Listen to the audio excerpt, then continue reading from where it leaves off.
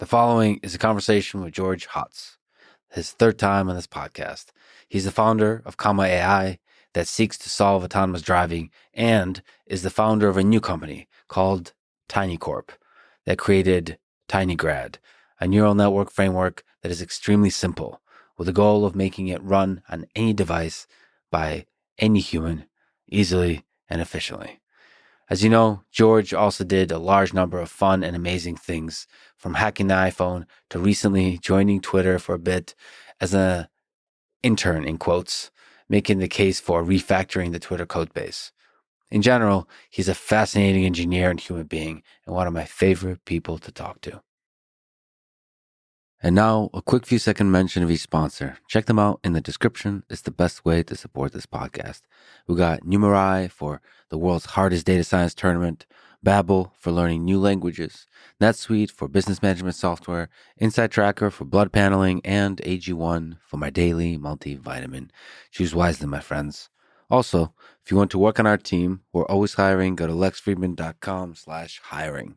And now on to the full ad reads. As always, no ads in the middle. I try to make this interesting, but if you must skip them, friends, please still check out our sponsors. I enjoy their stuff.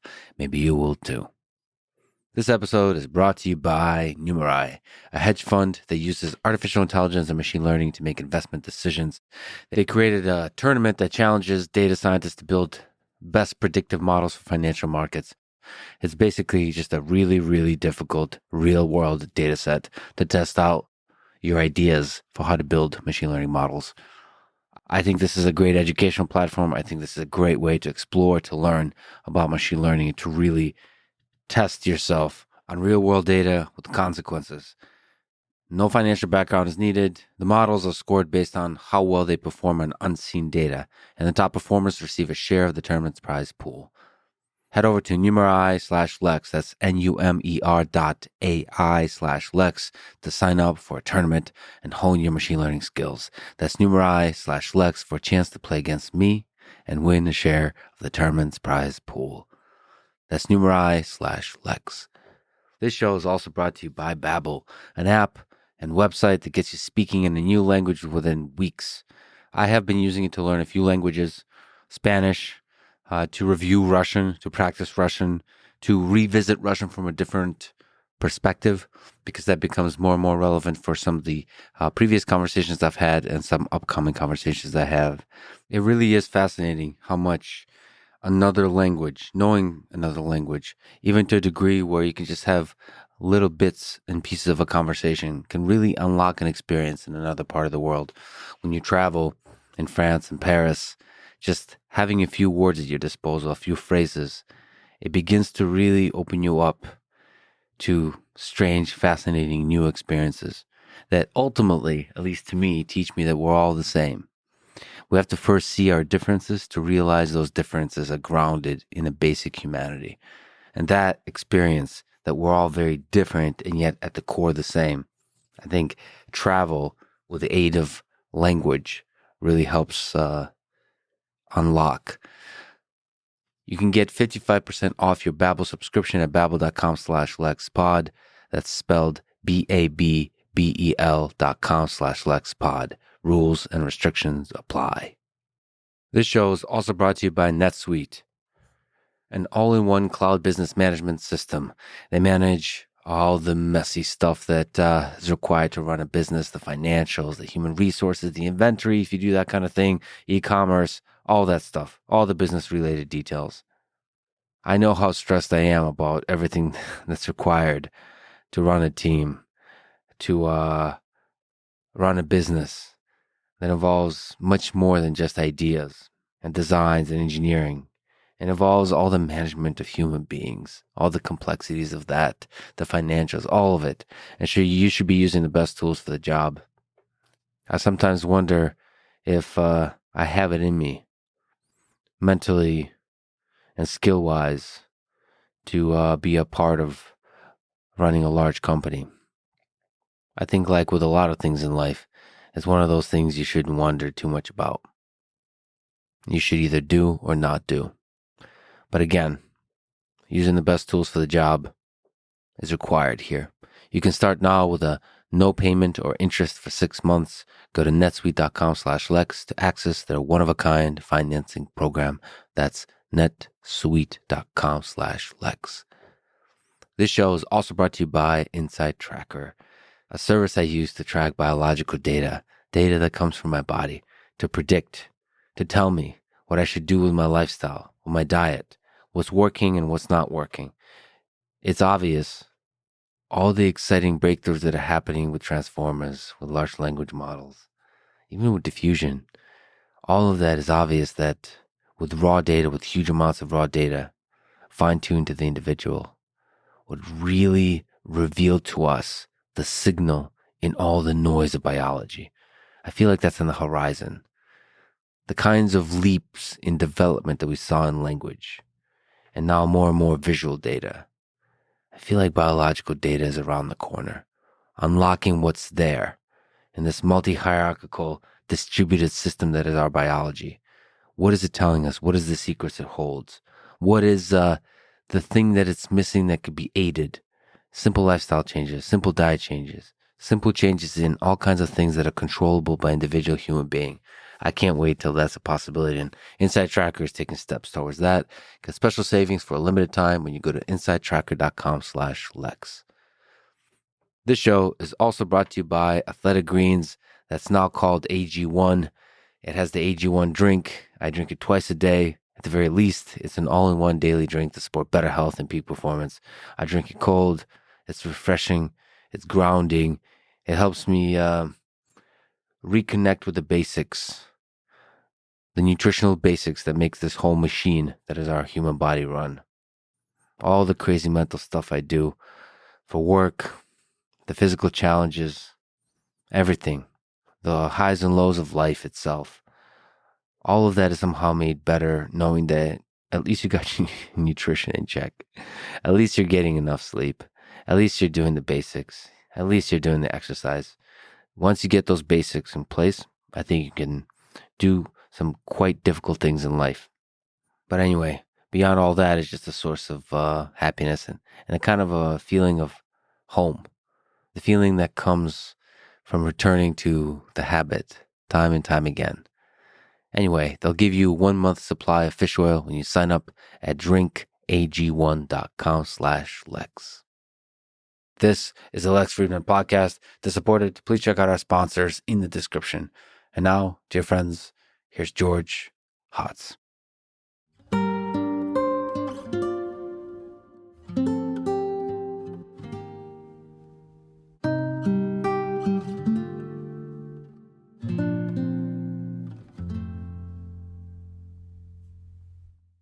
You mentioned something in a stream about the philosophical nature of time. So let's start with a wild question.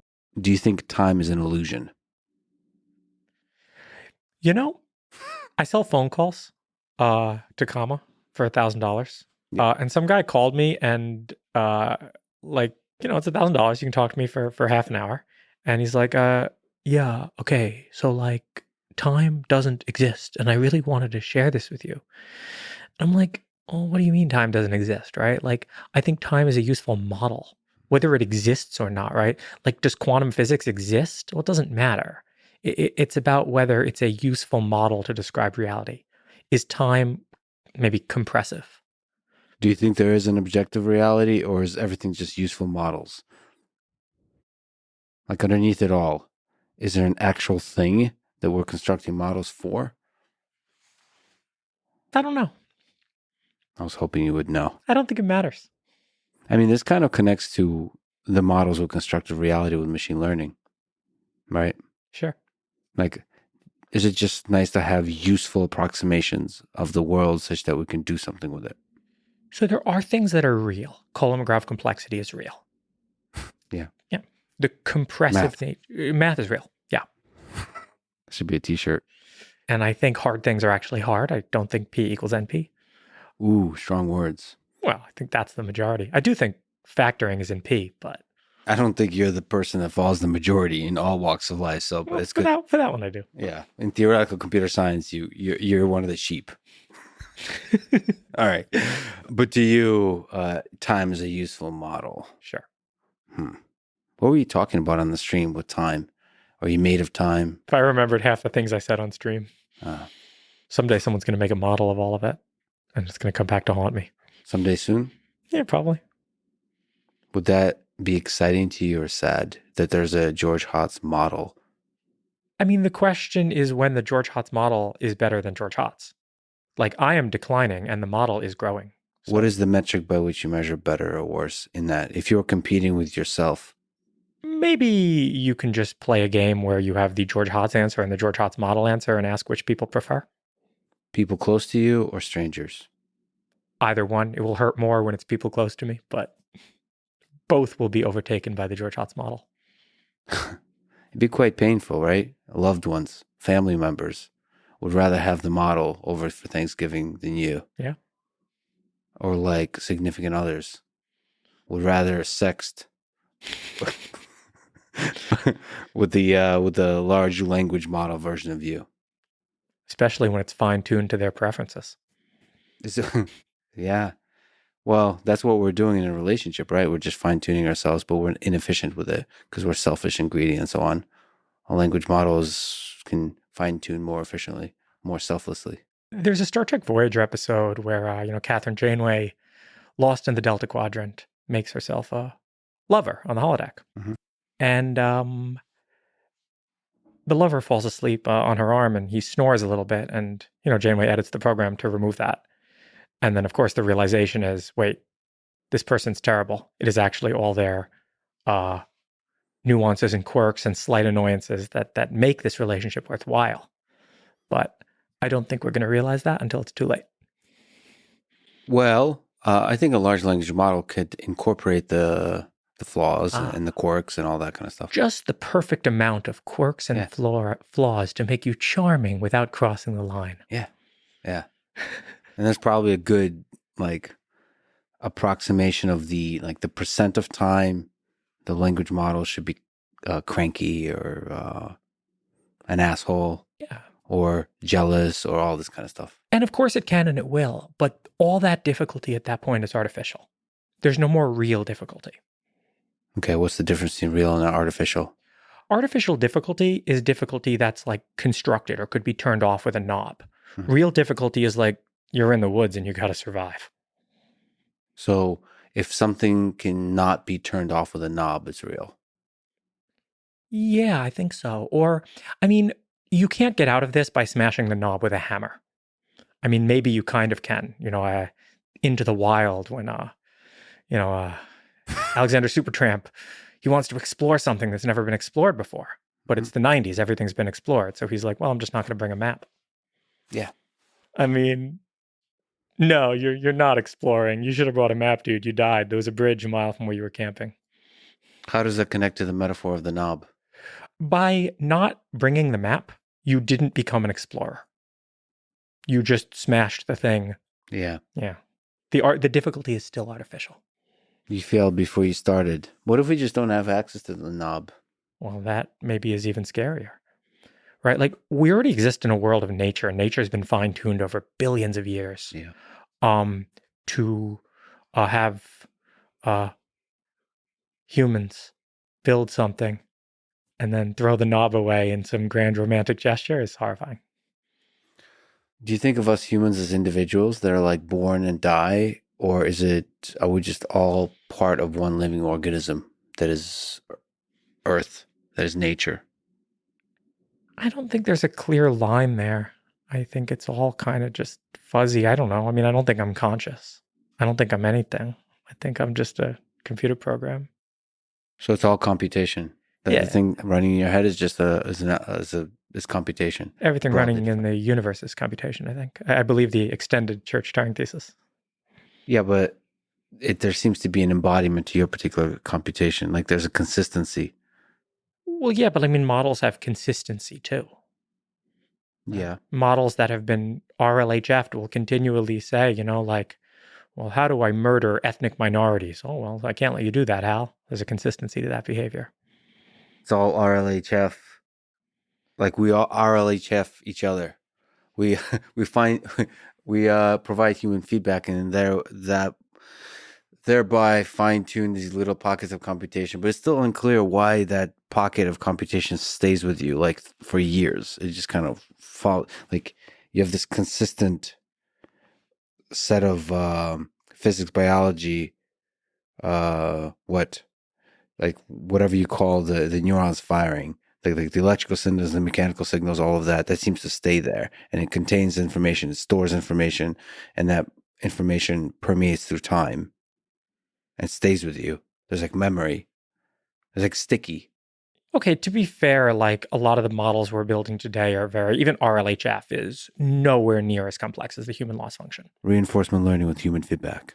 When I talked about will GPT-12 be AGI, my answer is no, of course not. I mean, cross-entropy loss is never going to get you there. You need probably RL in fancy environments in order to get something that would be considered like AGI-like.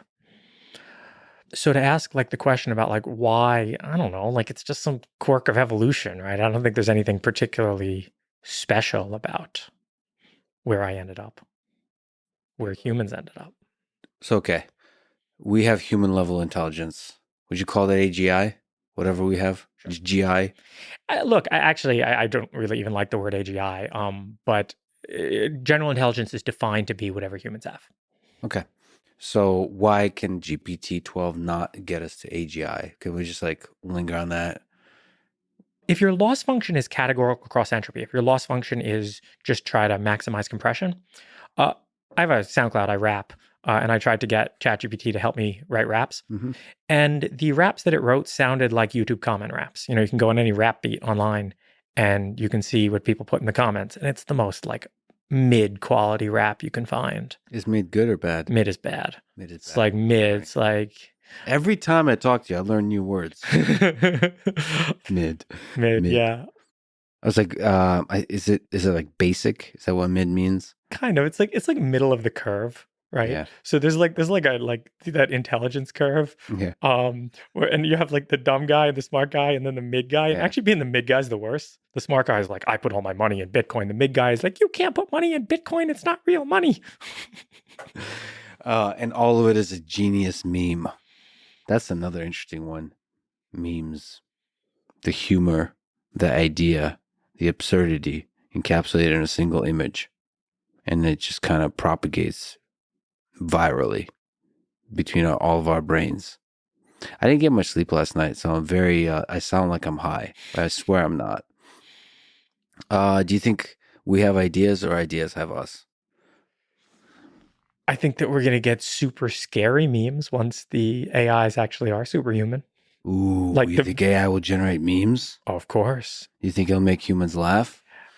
I think it's worse than that. So, Infinite Jest, it's introduced in the first 50 pages, is about a tape that you, once you watch it once, you only ever want to watch that tape. In fact, you want to watch the tape so much that someone says, okay, here's a hacksaw, cut off your pinky, and then I'll let you watch the tape again, and you'll do it. So we're actually going to build that, I think. But it's not going to be one static tape. I think the human brain is too complex to be stuck in one static tape like that. If you look at like ant brains, maybe they can be stuck on a static tape. But we're going to build that using generative models. We're going to build the TikTok that you actually can't look away from. So TikTok is already pretty close there, but the generation is done by humans. Yeah. The algorithm is just doing their recommendation. But if the algorithm is also able to do the generation... Well, it's a question about how much intelligence is behind it, right? Mm-hmm. So the content is being generated by, let's say, one humanity worth of intelligence. And you can quantify a humanity, right? That's it's exaflops, yottaflops, but you can quantify it. Once that generation is being done by 100 humanities, you're done. So it's actually scale that's the problem. But also speed. Yeah. And what if it's sort of manipulating the very limited human dopamine engine? So porn. Imagine just TikTok, but for porn. Yeah. It's like a Brave New World. I don't even know what it'll look like, right? Like, again, you can't imagine the behaviors of something smarter than you, but a super intelligent and an agent that just dominates your intelligence so much will be able to completely manipulate you. Is it possible that it won't really manipulate. It'll just move past us. It'll just kind of exist the way water exists or the air exists. You see, and that's the whole AI safety thing. It's not the machine that's going to do that. It's other humans using the machine that are going to do that to you. Yeah.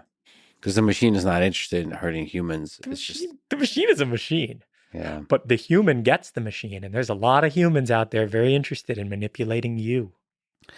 Well, let me bring up Eliezer Yudkowsky, who recently sat where you're sitting. He thinks that AI will almost surely kill everyone. Do you agree with him or not? Yes, but maybe for a different reason. Okay. And then I'll try to get you to find hope, or we could find a no to that answer. But why yes? Okay. Why didn't nuclear weapons kill everyone? That's a good question. I think there's an answer. I think it's actually very hard to deploy nuclear weapons tactically. Mm-hmm. It's very hard to accomplish tactical objectives. Great. I can nuke their country. I have an irradiated pile of rubble. I don't want that. Why not? Why don't I want an irradiated pile of rubble? Yeah. For all the reasons no one wants an irradiated pile of rubble. Oh, because you can't use that land for resources. You can't populate the land. Yeah. Well, what you want, a total victory in a war, is not usually the irradiation and eradication of the people there. It's the subjugation and domination of the people. Okay. So you can't use it strategically, tactically in a war. Yeah. To help you to help gain a military advantage. It's all complete destruction. All right. Yeah. But there's egos involved. It's still surprising. Still surprising that nobody pressed the big red button. It's somewhat surprising, but you see, it's the little red button that's going to be pressed with AI that's going to, and that's why we die. It's not because the AI, if there's anything in the nature of AI, it's just the nature of humanity. What's the algorithm behind the little red button? What possible ideas do you have for how human species ends? Sure. So I think the most obvious way to me is wireheading. We end up amusing ourselves to death. We end up all staring at that infinite TikTok and forgetting to eat. Maybe it's even more benign than this. Maybe we all just stop reproducing. Now, to be fair, it's probably hard to get all of humanity. Yeah. It probably There's always like the interesting thing about humanity is the diversity in it. Oh yeah. Organisms in general. There's a lot of weirdos out there. Well, 2 of them are sitting here. I mean, diversity in humanity is... With due respect. I wish I was more weird. No, Yeah. like I'm drinking smart water, man. That's like a Coca-Cola product, right? You went corporate, George Hotz. Yeah, I went corporate. No, the amount of diversity in humanity, I think, is decreasing. Just like all the other biodiversity on the planet. Oh, boy. Yeah. Right? And social media is not helping, huh? Go eat McDonald's in China. Yeah. Yeah. No, it's the interconnectedness that's doing it. Oh, that's interesting. So everybody starts relying on the connectivity of the internet. And over time, that reduces the diversity, the intellectual diversity. And then that gets everybody into a funnel. There's still going to be a guy in Texas. There is. And yeah. In a bunker. To be fair, do I think AI kills us all? I think AI kills everything we call like society today. Mm-hmm. I do not think it actually kills the human species. I think that's actually incredibly hard to do. Yeah, but society, like if we start over, that's tricky. Most of us don't know how to do most things. Yeah, but some of us do. And they'll be okay and they'll rebuild after the great AI. What's rebuilding look like? How much do we lose? Like, what has human civilization done? That's interesting. A combustion engine, electricity. So power and energy. That's interesting. Like how to harness energy. Whoa. They're going to be religiously against that. Are they going to get back to like fire? Sure. I mean, it'll be like, some kind of Amish looking kind of thing, I think. I think they're going to have very strong taboos against technology. Like technology, it's almost like a new religion. Technology is the devil. Yeah. And nature is God. Sure. So closer to nature. But can you really get away from AI? if it destroyed 99% of the human species, isn't it somehow have a hold, like a stronghold? Well, what's interesting about everything we build, I think we're going to build super intelligence before we build any sort of robustness in the AI. We cannot build an AI that is capable of going out into nature and surviving like a bird, right? A bird is an incredibly robust organism. We've built nothing like this. We haven't built a machine that's capable of reproducing. Yes, but there's I work with Lego robots a lot All right. now. I have a bunch of them. They're mobile. Mhm. They can't reproduce, but all they need is, I guess you're saying they can't repair themselves. But if you have a large number, if you have like 100 million of them, let's just focus on them reproducing, right? Do they have microchips in them? Mhm. Okay. Then do they include a fab? No. Then how are they going to reproduce? Well, it doesn't have to be all on board, right? They can go to a factory, to a repair shop. Yeah, but then you're really moving away from robustness. Yes. All of life is capable of reproducing without needing to go to a repair shop. Mhm. Life will continue to reproduce in the complete absence of civilization. Robots will not. So when if the AI apocalypse happens, I mean, the AIs are going to probably die out because I think we're going to get, again, super intelligence long before we get robustness. What about if you just improve the fab to where you just have a 3D printer that can always help you? Well, that'd be very interesting. I'm interested in building that. Of course you are. You think, how difficult is that problem to have a robot that basically can build itself? Very, very hard. I think you've mentioned this, like to me or somewhere, where people think it's easy conceptually. And then they remember that you're going to have a fab. Yeah, on board. Of course. So 3D printer that prints a 3D printer. Yeah. Yeah, on legs. Why is that hard? Well, because it's not, I mean, a 3D printer is a very simple machine, right? Okay, you're going to print chips. You're going to have an atomic printer. How are you going to dope the silicon? Yeah. Right? How are you going to etch the silicon?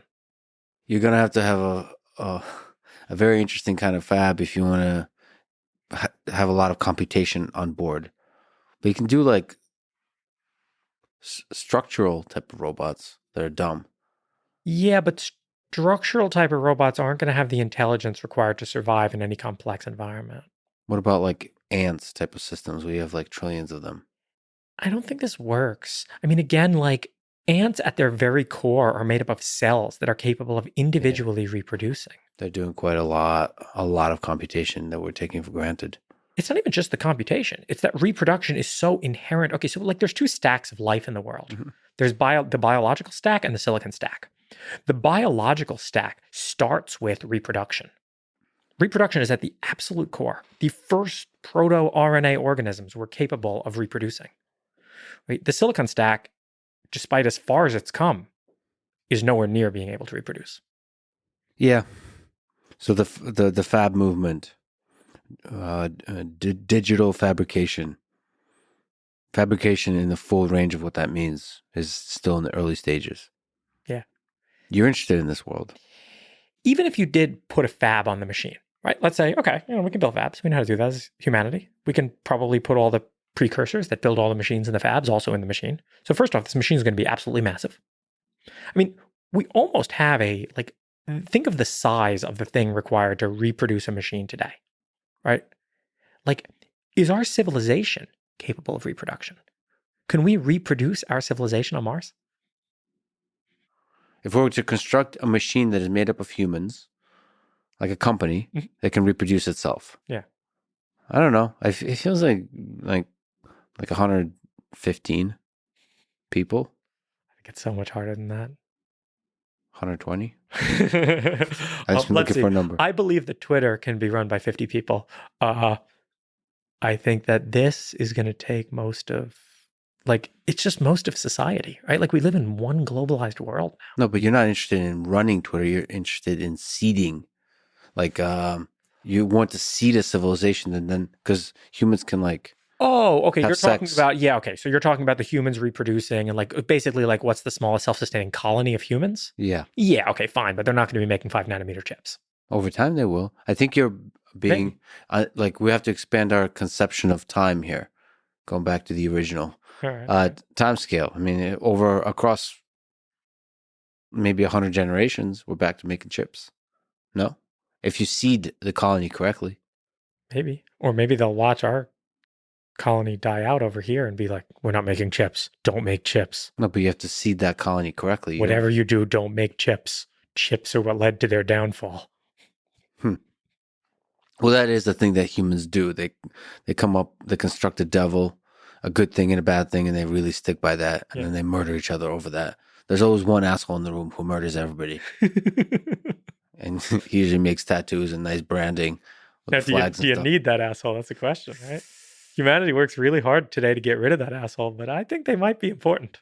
Yeah, this whole freedom of speech thing. It's the freedom of being an asshole seems kind of important. That's right. Man, this thing, this fab, this human fab that we constructed, this human civilization is pretty interesting. And now it's building artificial copies of itself or artificial copies of various aspects of itself that seem interesting, like intelligence. And I wonder where that goes. I like to think it's just like another stack for life. Like we have like the biostack life, like we're a biostack life, and then the silicon stack life. But it seems like the ceiling, or there might not be a ceiling, or at least the ceiling is much higher for the silicon stack. Oh no, I don't. We don't know what the ceiling is for the biostack either. The biostack just seem to move slower. You have Moore's law, which is not dead despite many proclamations. In the biostack or the silicon? In the silicon stack. And you don't have anything like this in the biostack. So I have a meme that I posted. I tried to make a meme. It didn't work too well. But I posted a picture of Ronald Reagan and Joe Biden. And you look, this is 1980 and this is 2020. Yeah. And these two humans are basically like the same, right? There's no there's been no change in humans in the last 40 years. Yeah. And then I posted a computer from 1980 and a computer from 2020. Wow. Yeah, with their early stages, right? Which is why you said, when you said the fab, the size of the fab required to make another fab is like very large right now. Oh, yeah. But computers were very large 80 years ago. And they got pretty tiny. And people are starting to want to wear them on their face in order to escape reality. That's a thing. In order to live inside the computer. Yeah. Put a screen right here. I don't have to see the rest of you assholes. I've been ready for a long time. You like virtual reality? I love it. Do you want to live there? Yeah. Yeah. Part of me does too. How far away are we, do you think? Judging from what you can buy today, far. Very far. I got to tell you that I had the experience of Meta's codec avatar, where it's an ultra high resolution scan. It looked real. I mean, the headsets just are not quite at like eye resolution yet. I haven't put on any headset where I'm like, oh, this could be the real world. Whereas when I put good headphones on, audio is there. Like we can reproduce audio that I'm like, I'm actually in a jungle right now. If I close my eyes, I can't tell I'm not. Yeah. But then there's also smell and all that kind of stuff. Sure. I don't know. The power of imagination, or the power of the mechanism in the human mind that fills the gaps, that kind of reaches and wants to make the thing you see in the virtual world real to you. I believe in that power. Or humans want to believe. Yeah. Like, what if you're lonely? What if you're sad? What if you're really struggling in life, and here's a world where you don't have to struggle anymore? Humans want to believe so much that people think the large language models are conscious. That's how much humans want to believe. Strong words. He's throwing left and right hooks. Why do you think large language models are not conscious? I don't think I'm conscious. Oh, so what is consciousness then, George Hotz? It's like what it seems to mean to people. It's just like a word that atheists use for souls. Sure, but that doesn't mean soul is not an interesting word. If consciousness is a spectrum, I'm definitely way more conscious than the large language models are. I think the large language models are less conscious than a chicken. When is the last time you've seen a chicken? in Miami, like a couple months ago. How? No, like a living chicken. There's living chickens walking around Miami. It's crazy. Like on the street? Yeah, Like a chicken. a chicken. Yeah. All right. All right. I was trying to call you out like a good journalist, and I got shut down.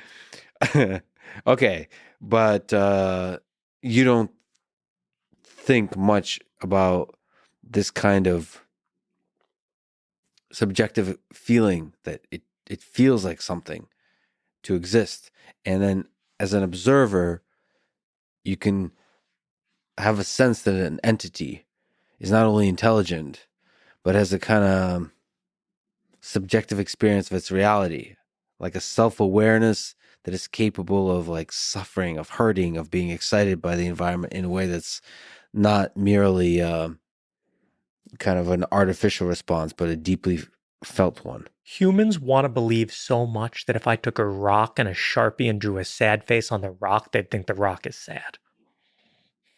Yeah. And you're saying when we look in the mirror, we apply the same smiley face with rock. Pretty much, yeah. Isn't that weird though? That you're not conscious? Is that? No. But you do believe in consciousness. Not really. It's just, it's unclear. Okay, so to you, it's like a little, like a symptom of the bigger thing that's not that important. Yeah, it's it's interesting that like the human systems seem to claim that they're conscious. And I guess it kind of like says something in a straight up like, okay, what do people mean when, even if you don't believe in consciousness, what do people mean when they say consciousness? And there's definitely like meanings to it. What's your favorite thing to eat? Pizza. Cheese pizza? What are the toppings? I like cheese pizza. I like Don't say pepperoni pineapple. Pizza. No, I don't like pineapple. Okay. Pepperoni And pizza. if they put any ham on it, oh, that's real bad. What's the best pizza? What are we talking about here? Like, you like cheap, crappy pizza? A Chicago deep dish cheese Deep dish. pizza. All right. Oh, that's my favorite. There you go. You bite into a deep dish, Chicago deep dish pizza, and it feels like you were starving. You haven't eaten for 24 hours. Yeah. You just bite in, and you're hanging out with somebody that matters a lot to you, and you're there with the pizza. Sounds real nice, man. Yeah, all right. It feels like something. I'm George motherfucking Hotz eating a fucking Chicago deep dish pizza. There's just the full peak living experience of being human, the top of the human condition. Sure. It feels like something to experience that. Mm-hmm. Why does it feel like something? That's consciousness, isn't it? If that's the word you want to use to describe it, sure. I'm not going to deny that that feeling exists. I'm not going to deny that I experience that feeling. I guess what I kind of take issue to is that there's some like, how does it feel to be a web server? Do 404s hurt? Not yet. How would you know what suffering looked like? Sure, you can recognize a suffering dog because we're the same stack as the dog. Mm-hmm. All the biostack stuff kind of, especially mammals, it's really easy. You can... Game recognizes game. Yeah. Versus the silicon stack stuff, it's like, you have no idea. Oh wow, the little thing has learned to mimic, But then I realized that that's all we are too. Oh look, the little thing has learned to mimic. Yeah. I guess 404 could be suffering, but it's so far from our kind of living organism, our kind of stack. But it feels like AI can start maybe mimicking the biological stack better, because it's trained. We trained it, yeah. And so in that, maybe that's the definition of consciousness, is the biostack consciousness. The definition of consciousness is how close something looks to human. Sure, I'll give you that one. No, how close something is to the human experience. Sure. It's a very anthropocentric definition, but... Well, that's all we got. Sure. No, and I don't mean to like... I think there's a lot of value in it. Look, I just started my second company. My third company will be AI girlfriends. No, I mean it. I want to find out what your fourth company is after that. Oh, wow. Because I think once you have AI girlfriends, it's... oh, boy. Does it get interesting? Well, maybe let's go there. I mean, the relationships with AI, that's creating human-like organisms, right? And part of being human is being conscious, is being having the capacity to suffer, having the capacity to experience this life richly in such a way that you can empathize. The AI system can empathize with you, and you can empathize with it, or you can project your anthropomorphic sense of what the other entity is experiencing, and And an AI model would need to, to create that experience inside your mind. And it doesn't seem that difficult. Yeah, but okay, so here's where it actually gets totally different, right? When you interact with another human, you can make some assumptions. Yeah.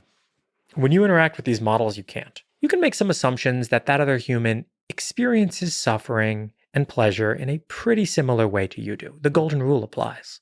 Mm-hmm. With an AI model, this isn't really true, right? These large language models are good at fooling people because they were trained on a whole bunch of human data and told to mimic it. Yep. But if the AI system says, "Hi, my name is Samantha," it has a backstory. Yeah. I went to college there, here and there. Yeah. Maybe it'll integrate that's an AI system. I made some chatbots. I gave them backstories. It was lots of fun. I was so happy when Llama came out. Yeah. Well, we'll talk about Llama. We'll talk about all that. But like, The Rock with the smiley face. Yeah. Why? It seems pretty natural for you to anthropomorphize that thing and then start dating it, and before you know it, you're married and have kids With a rock? with a rock. And there's pictures on Instagram with you and a rock and a smiley face. To be fair, something that people generally look for when they're looking for someone to date is intelligence in some form. And the rock doesn't really have intelligence. Only a pretty desperate person would date a rock. I think we're all desperate deep down. Oh, not rock level desperate. All right. Not rock level desperate, but AI level desperate. I don't know. I think all of us have a deep loneliness. It just feels like the language models are there. Oh, I agree. And you know what? I won't even say this so cynically. I will actually say this in a way that, I want AI friends. I do. Yeah. I would love to. Again, the language models now are still a little, people are impressed with these GPT things, and I look at the Copilot, the coding one, and I'm like, okay, this is like junior engineer level, and these people are like Fiverr level artists and copywriters. Okay, great, we got like Fiverr and like junior engineers. Okay, cool. And this is just the start, and it will get better, right? I can't wait to have AI friends who are more intelligent than I am. So Fiverr is just a temporary. It's not the ceiling. No, definitely not. Is it count as cheating when you're talking to an AI model? Emotional cheating? That's up to you and your human partner to define. Oh, you have to. All right. You have to have that conversation, I guess. All right. I mean, integrate that with porn and all this. Well, no, I mean it's similar kind of to porn. Yeah. Yeah. Right. I think people in relationships have different views on that. Yeah, but most people don't have serious, open conversations about all the different aspects of what's cool and what's not. And it feels like AI is a really weird conversation to have. I mean, the porn one is a good branching off point. Sure. Like these things, one of my scenarios that I put in my chatbot is a nice girl named Lexi. She's 20. She just moved out to LA. Mm-hmm. She wanted to be an actress, but she started doing OnlyFans instead. And you're on a date with her. Enjoy. Oh, man. Yeah. And so is that, if you're actually dating somebody in real life, is that cheating? I feel like it gets a little weird. Sure. It gets real weird. It's like, what are you allowed to say to an AI bot? Imagine having that conversation with a significant other. I mean, these are all things for people to define in their relationships. What it means to be human is just going to start to get weird. Especially online. Like, how do you know? Like, there'll be moments when you'll have what you think is a real human you interacted with on Twitter for years, and you realize it's not. I love this meme. Heaven banning. Mm-hmm. You know about shadow banning? Yeah. Right? Shadow banning. Okay, you post, no one can see it. Heaven banning. You post, no one can see it, but a whole lot of AIs are spun up to interact with you. Well, maybe that's what the way human civilization ends, is all of us heaven banned. There's a great, it's called My Little Pony, Friendship is Optimal. Mm-hmm. It's a sci-fi story that explores this idea. Friendship is optimal. Friendship is optimal. Yeah, I'd like to have some, at least on the intellectual realm, some AI friends that argue with me. But the romantic realm is weird. Definitely weird. But not out of the realm of the kind of weirdness that human civilization is capable of, I think. I want it. Look, I want it. If no one else wants it, I want it. Yeah, I think a lot of people probably want it. Yeah. There's a deep loneliness. And I'll fill their loneliness, and it just will only advertise to you some of the time. Yeah, maybe the conceptions of monogamy change too. Like I grew up in a time like I value monogamy, but maybe that's a silly notion when you have arbitrary number of AI systems. This interesting path from rationality to polyamory. Yeah, that doesn't make sense for me. For you, but you're just a biological organism who was born before like the internet really took off. The crazy thing is, like, culture is whatever we define it as, right? These things are not, you have the like is-ought problem in moral philosophy, right? There's no like, okay, what is might be that like computers are capable of mimicking, girlfriends perfectly. They pass the girlfriend Turing test, right? But that doesn't say anything about ought. That doesn't say anything about how we ought to respond to them as a civilization. That doesn't say we ought to get rid of monogamy, right? That's a completely separate question, really a religious one. Girlfriend Turing test. I wonder what that looks like. Girlfriend Turing test. Are you writing that? Will you be the Alan Turing of the 21st century that writes the girlfriend Turing test? Well, no, I mean, of course, my AI girlfriends, their goal is to pass the girlfriend Turing test. No, but there should be like a paper that kind of defines the test. Or, I mean, the question is if it's deeply personalized or there's a common thing that really gets everybody. Yeah, I mean, look, we're a company. We don't have to get everybody. We just have to get a large enough clientele to stay. I like how you're already thinking company. All right, let's before we go to company number 3 and company number 4, let's go to company number 2. All right, Tiny Corp. Possibly one of the greatest names of all time for a company. You've launched a new company called Tiny Corp that leads the development of TinyGrad. What's the origin story of Tiny Corp and TinyGrad? I started TinyGrad as a toy project just to teach myself, okay, like what is a convolution? What are all these options you can pass to them? What is the derivative of a convolution, right? Very similar to Karpathy wrote Micrograd. Very similar. And then I started thinking about like AI chips. I started thinking about chips that run AI, and I was like, well, okay, this is going to be a really big problem. If NVIDIA becomes a monopoly here, how long before NVIDIA is nationalized? So you, one of the reasons to start Tiny Corp is to challenge NVIDIA. It's not so much to challenge NVIDIA. I like NVIDIA, and it's to make sure power stays decentralized. Yeah. And here it's computational power. Mm-hmm. And to you, NVIDIA is kind of locking down the computational power of the world. If NVIDIA becomes just like 10x better than everything else, you're giving a big advantage to somebody who can secure NVIDIA as a resource. Yeah. In fact, if Jensen watches this podcast, he may want to consider this. He may want to consider making sure his company is not nationalized. Do you think that's an actual threat? Oh, yes. No, but there's so much, there's AMD. Mm-hmm. So we have NVIDIA and AMD. Great. All right. But you don't think there's like a push towards like selling, like Google selling TPUs or something like this? You don't think there's a push for that? Have you seen it? Google loves to rent you TPUs. It doesn't. You can't buy it at Best Buy? No. So I started work on a chip. I was like, okay, what's it going to take to make a chip? And my first notions were all completely wrong about like how you could improve on GPUs. And I will take this. This is from Jim Keller on your podcast. Mm-hmm. And this is one of my absolute favorite descriptions of computation. So there's 3 kinds of computation paradigms that are common in the world today. There's CPUs. And CPUs can do everything. CPUs can do add and multiply. They can do load and store. And they can do compare and branch. Mm-hmm. And when I say they can do these things, they can do them all fast, right?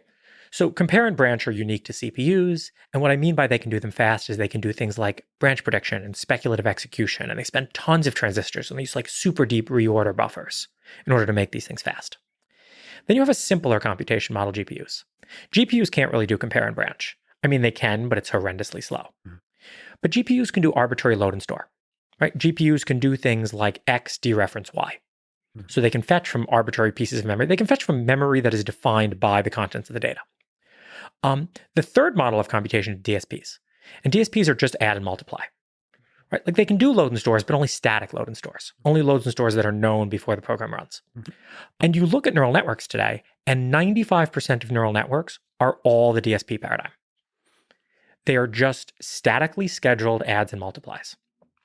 So tinygrad really took this idea, and I'm still working on it to extend this as far as possible.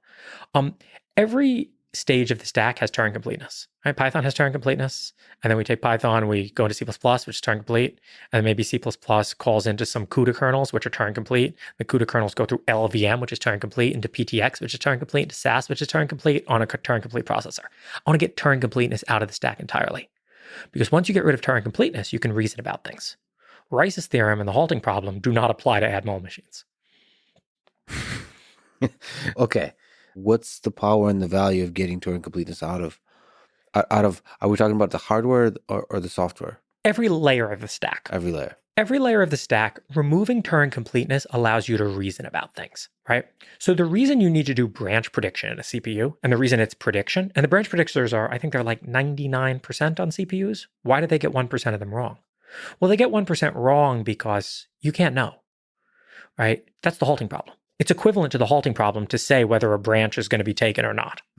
I can show that. But the add-mul machine, the neural network, runs the identical compute every time. The only thing that changes is the data. So when you realize this, you think about, okay, how can we build a computer and how can we build a stack that takes maximal advantage of this idea? So what makes tinygrad different from other neural network libraries is it does not have a primitive operator even for matrix multiplication. Right? And this is every single one. They even have primitive operators for things like convolutions. So no matmul. No matmul. Well, here's what a matmul is. So I'll use my hands to talk here. So if you think about a cube, and I put my two matrices that I'm multiplying on two faces of the cube, right? You can think about the matrix multiply as, okay, the n cubed, I'm going to multiply for each one in the cubed. And then I'm going to do a sum, which is a reduce up to here to the third face of the cube. And that's your multiplied matrix. So what a matrix multiply is a bunch of shape operations, right? A bunch of permutes, reshapes, and expands on the two matrices. A multiply, n cubed. A reduce, n cubed, which gives you an n squared matrix. Okay, so what is the minimum number of operations that can accomplish that if you don't have matmul as a primitive? So tinygrad has about 20. And you can compare tinygrad's opset or IR to things like XLA or primtorch. So XLA and primtorch are ideas where like, okay, Torch has like 2,000 different kernels. PyTorch 2.0 introduced primtorch, which has only 250. Tinygrad has order of magnitude 25. It's 10x less than XLA or primtorch. And you can think about it as kind of like RISC versus CISC, right? These other things are CISC-like systems. Tinygrad is RISC. And RISC won. RISC architecture is going to change everything. Okay. 1995, hackers. Wait, really? That's an actual thing? Angelina Jolie delivers the line, RISC architecture is going to change everything in 1995. Wow. And here we are with ARM in the phones. And ARM everywhere. Wow. I love it when movies actually have real things in them. Right? Okay, interesting. And so this is like, so you're thinking of this as the RISC architecture of ML stack. 25, huh? What can you go through the 4 op types? Sure. Okay, so you have unary ops, which take in a tensor and return a tensor of the same size and do some unary op to it. Exp, log, reciprocal, sine, right? They take in one and they're pointwise. ReLU. Yeah, ReLU. Almost all activation functions are unary ops. Some combinations of unary ops together is still a unary op. Then you have binary ops. Binary ops are like pointwise addition, multiplication, division, compare. It takes in 2 tensors of equal size and outputs 1 tensor. Then you have reduce ops. Reduce ops will like take a 3-dimensional tensor and turn it into a 2-dimensional tensor. or a three-dimensional tensor turn into a zero-dimensional tensor. Think like a sum or a max are really the common ones there. And then the fourth type is movement ops. And movement ops are different from the other types because they don't actually require computation. They require different ways to look at memory. So that includes reshapes, permutes, expands, flips. Those are the main ones, probably. And so with that, you have enough to make a matmul. And convolutions. And every convolution you can imagine, dilated convolutions, strided convolutions, transposed convolutions. You write on GitHub about laziness, showing a matmul, matrix multiplication. See how despite the style, it is fused into one kernel with the power of laziness. Can you elaborate on this power of laziness? Sure. So if you type in PyTorch, A times B plus C, what this is going to do is it's going to first multiply A and B, and store that result into memory. And then it is going to add C by reading that result from memory, reading C from memory, and writing that out to memory. There is way more loads and stores to memory than you need there. If you don't actually do A times B as soon as you see it, if you wait until the user actually realizes that tensor, until the laziness actually resolves, you can fuse that plus C. This is like, it's the same way Haskell works. So what's the process of porting a model into tinygrad? So tinygrad's front end looks very similar to PyTorch. I probably could make a perfect or pretty close to perfect interop layer if I really wanted to. I think that there's some things that are nicer about tinygrad syntax than PyTorch, but the front end looks very Torch-like. You can also load in Onyx models. Okay. We have more Onyx tests passing than CoreML. CoreML. Okay, so we'll pass Onyx runtime soon. What about like the developer experience with tinygrad? What it feels like? What are the versus PyTorch? By the way, I really like PyTorch. I think that it's actually a very good piece of software. I think that they've made a few different trade-offs, and these different trade-offs are where tinygrad takes a different path. One of the biggest differences is it's really easy to see the kernels that are actually being sent to the GPU, right? If you run PyTorch on the GPU, you like do some operation and you don't know what kernels ran. You don't know how many kernels ran. You don't know how many flops were used. You don't know how much memory accesses were used. Tinygrad type debug equals 2. And it will show you in this beautiful style every kernel that's run. How many flops and how many bytes. So can you just linger on what problem tinygrad solves? Tinygrad solves the problem of porting new ML accelerators quickly. One of the reasons, tons of these companies now, I think Sequoia marked GraphCore to 0, right? Cerebus, TensTorrent, Grok, all of these ML accelerator companies, they built chips. The chips were good. The software was terrible. And part of the reason is because I think the same problem is happening with Dojo. It's really, really hard to write a PyTorch port because you have to write 250 kernels and you have to tune them all for performance. What does Jim Keller think about tinygrad? You guys hung out quite a bit, so he's he was involved. He's involved with TensTorrent. What's his praise and what's his criticism of what you're doing with your life? Look, my prediction for TensTorrent is that they're going to pivot to making RISC-V chips. CPUs. Yeah. Why? Because AI accelerators are a software problem, not really a hardware problem. Oh, interesting. So you don't think... You think the diversity of AI accelerators in the hardware space is not going to be a thing that exists long term? I think what's going to happen is if I can finish... Okay, if you're trying to make an AI accelerator, you better have the capability of writing a Torch-level performance stack on NVIDIA GPUs. If you can't write a Torch stack on NVIDIA GPUs, and I mean all the way, I mean down to the driver, there's no way you're going to be able to write it on your chip because your chip's worse than an NVIDIA GPU. The first version of the chip you tape out, it's definitely worse. Oh, you're saying writing that stack is really tough. Yes. And not only that, actually, the chip that you tape out, almost always because you're trying to get advantage over NVIDIA, you're specializing the hardware more. It's always harder to write software for more specialized hardware. Like a GPU is pretty generic. And if you can't write an NVIDIA stack, there's no way you can write a stack for your chip. So my approach with tinygrad is first write a performant NVIDIA stack. Or we're targeting AMD. So you did say F you to NVIDIA a little bit. With love. With love. Yeah. With love. So it's what? like the Yankees, I'm a Mets fan. Oh, you're a Mets fan. A risk fan and a Mets fan. What's the hope that AMD has? I mean, you did a build with AMD recently that I saw. How does the 7900 XTX compare to the RTX 4090 or 4080? Well, let's start with the fact that the 7900 XTX kernel drivers don't work. And if you run demo apps in loops, it panics the kernel. Okay. So this is a software issue. Lisa Su responded to my email. Oh. I reached out. I was like, this is, really? Yeah. Like, I understand if your 7x7 transposed Winograd conv is slower than NVIDIA's, but literally when I run demo apps in a loop, the kernel panics. So just adding that loop. Yeah, I just literally took their demo apps and wrote like while true, do the app, done in a bunch of screens. Mm-hmm. Right? This is like the most primitive fuzz testing. Why do you think that is? They're just not seeing a market in machine learning?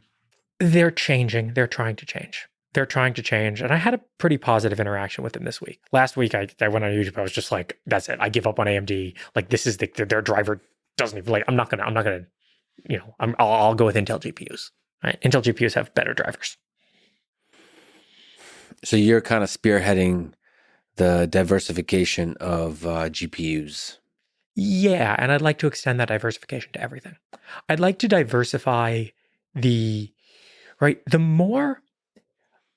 my central thesis about the world is there's things that centralize power and they're bad. And there's things that decentralize power and they're good. Everything I can do to help decentralize power, I'd like to do. So you're really worried about the centralization of NVIDIA. That's interesting. And you don't have a fundamental hope for the proliferation of ASICs, except in the cloud. I'd like to help them with software. No, actually, the only ASIC that is remotely successful is Google's TPU. Yeah. And the only reason that's successful is because Google wrote a machine learning framework. I think that you have to write a competitive machine learning framework in order to be able to build an ASIC. You think Meta with PyTorch builds a competitor? I hope so. Okay. They have one. They have an internal one. Internal. I mean, public facing with a nice cloud interface and so on. I don't want a cloud. You don't like cloud? I don't like cloud. What do you think is the fundamental limitation of cloud? Fundamental limitation of cloud is who owns the off switch. So it's power to the people. Yeah. And you don't like the man to have all the power. Exactly. All right. And right now, the only way to do that is with the NVIDIA GPUs if you want performance and stability. Interesting. It's a costly investment emotionally to go with AMDs. Well, let me sort of on a tangent ask you, what you've built quite a few PCs. What's your advice on how to build a good custom PC for, let's say, for the different applications that you use for gaming, for machine learning? Well, you shouldn't build one. You should buy a box from the Tiny Corp. I heard rumors, whispers about this box from the Tiny Corp. What's this thing look like? What is it? What is it called? It's called the Tiny Box. Tiny Box? It's $15,000. Yep. And it's almost a petaflop of compute. It's over 100 gigabytes of GPU RAM. It's over 5 terabytes per second of GPU memory bandwidth. I'm going to put like 4 NVMEs in RAID. You're going to get like 20, 30 gigabytes per second of drive read bandwidth. I'm going to build like the best deep learning box that I can that plugs into one wall outlet. Okay. Can you go through those specs again a little bit from memory? Yeah. So it's almost a petaflop of compute. So AMD, Intel? Today, I'm leaning toward AMD. Mm-hmm. But we're pretty agnostic to the type of compute. The main limiting spec is a 120 volt, 15 amp circuit. Okay. Well, I mean it, because in order to like there's a plug over there, mm-hmm. right? You have to be able to plug it in. We're also going to sell the tiny rack, which what's the most power you can get into your house without arousing suspicion? And one of the answers is an electric car charger. Wait, where does the rack go? Your garage. Interesting. The car charger. A wall outlet is about 1,500 watts. A car charger is about 10,000 watts. Yeah. What is the most amount of power you can get your hands on without arousing suspicion? That's right. George Hotz. Okay. So the tiny box, and you said NVMe's and RAID. I forget what you said about memory, all that kind of stuff. Okay. So What about what GPUs? again, probably Agnostic. 7900 XTXs, but maybe 3090s, maybe A770s. Those are Intels. You're flexible or still exploring? I'm still exploring. I want to deliver a really good experience to people. Mhm. And yeah, what GPUs I end up going with, again, I'm leaning toward AMD. We'll see. You know, in my email, what I said to AMD is like, just dumping the code on GitHub is not open source. Open source is a culture. Mhm. Open source means that your issues are not all 1-year-old stale issues. Open source means developing in public. And if you guys can commit to that, I see a real future for AMD as a competitor to NVIDIA. Well, I'd love to get a tiny box to MIT. So whenever it's ready, We'll do. let's do it. We're taking pre-orders. I took this from Elon. I'm like, all right, $100 fully refundable pre-orders. Is it going to be like the Cybertruck? It's going to take a few years, or? No, I'll try to do it faster than that. It's a lot simpler. It's a lot simpler than a truck. Well, there's complexities, not to just the putting the thing together, but like shipping and all this kind of stuff. The thing that I want to deliver to people out of the box is being able to run 65 billion parameter llama in FP16 in real time, in like a good, like 10 tokens per second or 5 tokens per second or something. Just, it works. Yep. Just Llama's running, or something like Llama. Experience, yeah, or I think Falcon is the new one. Experience a chat with the largest language model that you can have in your house. Yeah, from a wall plug. From a wall plug, yeah. Actually, for inference, it's not like even more power would help you get more. Even more power would get you more. Well, no, there's just the biggest model released is 65 billion parameter llama, as far as I know. So it sounds like Tiny Box will naturally pivot towards company number 3, because you could just get the girlfriend and I mean, or boyfriend. that one's harder, actually. The boyfriend is harder? The boyfriend's harder, yeah. I think that's a very biased statement. I No. think a lot of people would disagree. Why is it harder to replace a boyfriend than the girlfriend with the artificial LLM? Because women are attracted to status and power, and men are attracted to youth and beauty. No, I mean, that's what I mean. But both are mimicable easy through the language model.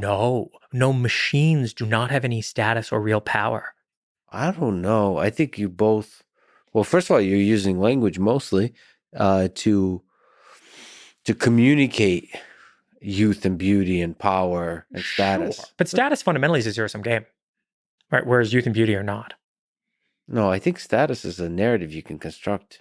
I don't think status is real. I don't know. I just think that that's why it's harder. You know, yeah, maybe it is my biases. I think status is way easier to fake. I also think that, you know, men are probably more desperate and more likely to buy my product, so maybe they're a better target market. Desperation is interesting. Easier to fool. Yeah. I could see that. Yeah. Look, I know you can look at porn viewership numbers, right? A lot more men watch porn than women. You can ask why that is. Wow, there's a lot of questions and answers you can get there. Anyway, with the Tiny Box, how many GPUs in Tiny Box? 6. Oh man. And I'll tell you why it's 6. Yeah. So AMD EPYC processors have 128 lanes of PCIe. Mhm. I want to leave enough lanes for some drives, Mhm. and I want to leave enough lanes for some networking. How do you do cooling for something like this? That's one of the big challenges. Not only do I want the cooling to be good, I want it to be quiet. I want the Tiny Box to be able to sit comfortably in your room. Right? This is really going towards the girlfriend thing, because you want to run the LLM. I'll give a more. I mean, I can talk about how it relates to company number 1. Comma AI. Yeah. Well, but yes, quiet. Oh, quiet because you maybe potentially want to run in a car. No, quiet because you want to put this thing in your house and you want it to coexist with you. If it's screaming at 60 dB, you don't want that in your house. You'll kick it out. 60 dB, yeah. Yeah. I want like 40, 45. So how do you make the cooling quiet? That's an interesting problem in itself. A key trick is to actually make it big. Ironically, it's called the Tiny Box. Yeah. But if I can make it big, a lot of that noise is generated because of high pressure air. Mhm. If you look at like a 1U server, A 1U server has these super high pressure fans. They're like super deep and they're like jet engines. Versus if you have something that's big, well, I can use a big thing. They call them big ass fans, those ones that are like huge on the ceiling, and they're completely silent. So tinybox will be big. It is I do not want it to be large according to UPS. I want it to be shippable as a normal package, but that's my constraint there. Interesting. Well, the fans stuff, can't it be assembled on location or no? No. No, it has to be. Wow, you're. Look, I want to give you a great out of the box experience. I want you to lift this thing out. I want it to be like the Mac, tiny box. The Apple experience. Yeah. I love it. Okay, and so tinybox would run tinygrad. Like what do you envision this whole thing to look like? We're talking about like Linux with a full software engineering environment, and it's just not PyTorch but tinygrad. Yeah, we did a poll if people want Ubuntu or Arch. We're going to stick with Ubuntu. Ooh, interesting. What's your favorite flavor of Linux? Ubuntu. I like Ubuntu Mate, however you pronounce that. Mate. So how do you've gotten Llama into tinygrad, you've gotten Stable Diffusion into tinygrad. What was that like? Can you comment on like what are these models? What's interesting about porting them? What are the challenges? What's easy, all that kind of stuff. There's a really simple way to get these models into tinygrad, and you can just export them as Onyx, and then tinygrad can run Onyx. So the ports that I did of Llama, Stable Diffusion, and now Whisper are more academic to teach me about the models, but they are cleaner than the PyTorch versions. You can read the code. I think the code is easier to read. It's less lines. There's just a few things about the way tinygrad writes things. Here's a complaint I have about PyTorch. nn.relu is a class, right? So when you create an nn module, you'll put your nn-relus as in a init. And this makes no sense. Relu is completely stateless. Why should that be a class? But that's more like a software engineering thing. Or do you think it has a cost on performance? Oh, no, it doesn't have a cost on performance. But yeah, no, I think that that's what I mean about like tinygrad's front end being cleaner. I see. What do you think about Mojo? I don't know if you've been paying attention to the programming language that does some interesting ideas that kind of intersect tinygrad. I think that there's a spectrum. And like on one side you have Mojo, and on the other side you have like GGML. GGML is this like, we're going to run Llama fast on Mac. And okay, we're going to expand out to a little bit, but we're going to basically go like depth first, right? Mojo is like, we're going to go breadth first. We're going to go so wide that we're going to make all of Python fast. And tinygrad's in the middle. Tinygrad is, we are going to make neural networks fast. Yeah, but they try to really get it to be fast, compiled down to specific hardware, and make that compilation step as flexible and resilient as possible. Yeah, but they have Turing completeness. And that limits you. Turing, So that's what you're saying. It's somewhere in the middle. So you're actually going to be targeting some accelerators, some number, not one. My goal is step one, build an equally performant stack to PyTorch on NVIDIA and AMD, but with way less lines. And then step two is, okay, how do we make an accelerator, right? But you need step one. You have to first build the framework before you can build the accelerator. Can you explain MLPerf? What's your approach in general to benchmarking tinygrad performance? So I'm much more of a, like, build it the right way and worry about performance later. Sure. There's a bunch of things where I haven't even, like, really dove into performance. The only place where tinygrad is competitive performance-wise right now is on Qualcomm GPUs. So tinygrad is actually used in OpenPilot to run the model. So the driving model is tinygrad. When did that happen, that transition? About 8 months ago now. And it's 2x faster than Qualcomm's library. What's the hardware of that OpenPilot runs on, the Comm AI? It's a Snapdragon 845. Okay. So this is using the GPU. So the GPU is an Adreno GPU. There's like different things. There's a really good Microsoft paper that talks about like mobile GPUs and why they're different from desktop GPUs. One of the big things is in a desktop GPU, you can use buffers. On a mobile GPU, image textures are a lot faster. On a mobile GPU, image textures. Okay. And so you want to be able to leverage that. I want to be able to leverage it in a way that it's completely generic, right? So there's Xiaomi has a pretty good open source library for mobile GPUs called Mace, where they have these kernels, but they're all hand coded, right? So that's great if you're doing 3x3 convs. That's great if you're doing dense matmals. But the minute you go off the beaten path a tiny bit, well, your performance is nothing. Since you mentioned OpenPilot, I'd love to get an update in the company number one, Comma AI world. How are things going there in the development of semi-autonomous driving? You know, almost no one talks about FSD anymore, and even less people talk about OpenPilot. Mm-hmm. We've solved the problem. Like, we solved it years ago. What's the problem exactly? Well, what does solving it mean? Solving means, how do you build a model that outputs a human policy for driving? Mm-hmm. How do you build a model that, given a reasonable set of sensors, outputs a human policy for driving?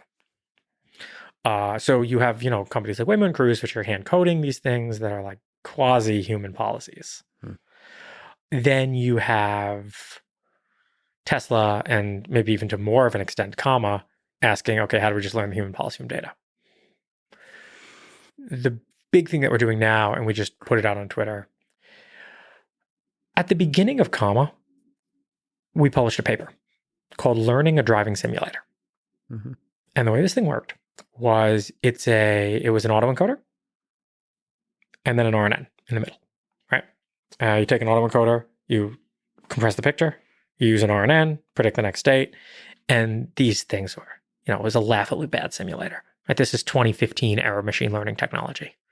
Today, we have VQ, VAE, and transformers. Mm-hmm. We're building Drive GPT, basically. Drive GPT. Okay. So, and it's trained on what? Is it trained in a self-supervised way? Yeah. It's trained on all the driving data to predict the next frame. So really trying to learn a human policy. What would a human do? Well, actually, our simulator is conditioned on the pose. So it's actually a simulator. You can put in like a state action pair and get out the next state. Okay. And then once you have a simulator, you can do RL in the simulator, and RL will get us that human policy. So it transfers. Yeah. RL with a reward function, not asking, is this close to the human policy, but asking, would a human disengage if you did this behavior? Okay. Let me think about the distinction there. Would a human disengage? Would a human disengage? That correlates, I guess, with human policy, but it could be different. So it doesn't just say, what would a human do? It says, what would a good human driver do? Yeah. And such that the experience is comfortable, but also not annoying in that, like, the thing is very cautious. Yeah. So it's finding a nice balance. That's interesting. It's asking exactly the right question. What will make our customers happy? Right. A system that you never want to disengage.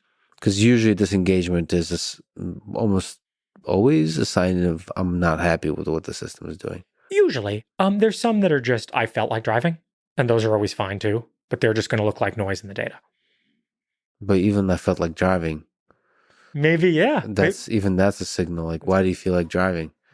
You need to recalibrate your relationship with the car. Okay, yeah. So that's really interesting. How close are we to solving self-driving? It's hard to say. We haven't completely closed the loop yet. So we don't have anything built that truly looks like that architecture yet. Mm-hmm. We have prototypes and there's bugs. So we are a couple bug fixes away.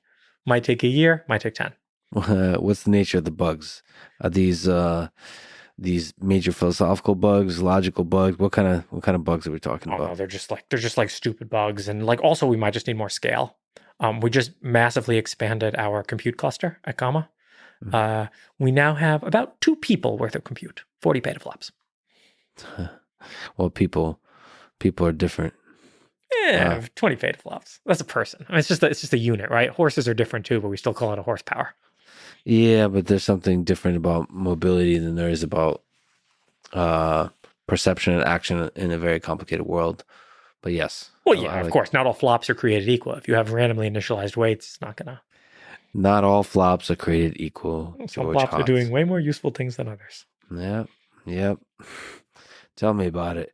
Okay, so more data. Scale means more scale in compute or scale in scale of data? Both. And diversity of data? Diversity is very important in data. Yeah, I mean, we have about, I think we have like 5,000 daily actives. How would you evaluate how FSD is doing? Pretty well. Self-driving. Pretty well. How's that race going between Calm AI and FSD? Tesla is always 1 to 2 years ahead of us. They've always been 1 to 2 years ahead of us. And they probably always will be because they're not doing anything wrong.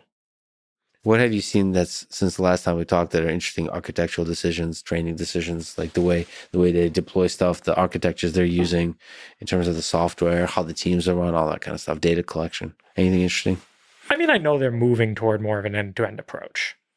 So creeping towards end-to-end as much as possible across the whole thing. The training, the data collection, everything. They also have a very fancy simulator. They're probably saying all the same things we are. They're probably saying we just need to optimize, what is the reward? Well, you get negative reward for disengagement, right? Like everyone kind of knows this. It's just a question of who can actually build and deploy the system. Yeah, I mean, that's good. It requires good software engineering, I think. Yeah. And the right kind of hardware. Yeah, and the hardware to run it. And you still don't believe in cloud in that regard? I have a compute cluster in my office, 800 amps. Tiny grad. There's 40 kilowatts at idle, our data center. Drives me crazy. We have 40 kilowatts just burning just when the computers are idle. Just when sorry, compute cluster. Compute cluster, I got it. It's not a data center. Yeah. No, data centers are clouds. We don't have clouds. Data centers have air conditioners. We have fans. That makes it a compute cluster. I'm guessing this is a kind of a legal distinction. That's sure, yeah. We have a compute cluster. You said that you don't think LLMs have consciousness, or at least not more than a chicken. Do you think they can reason? Is there something interesting to you about the word reason, about some of the capabilities that we think is kind of human, to be able to integrate complicated information and through a chain of thought arrive at a conclusion that feels novel, a novel integration of disparate facts?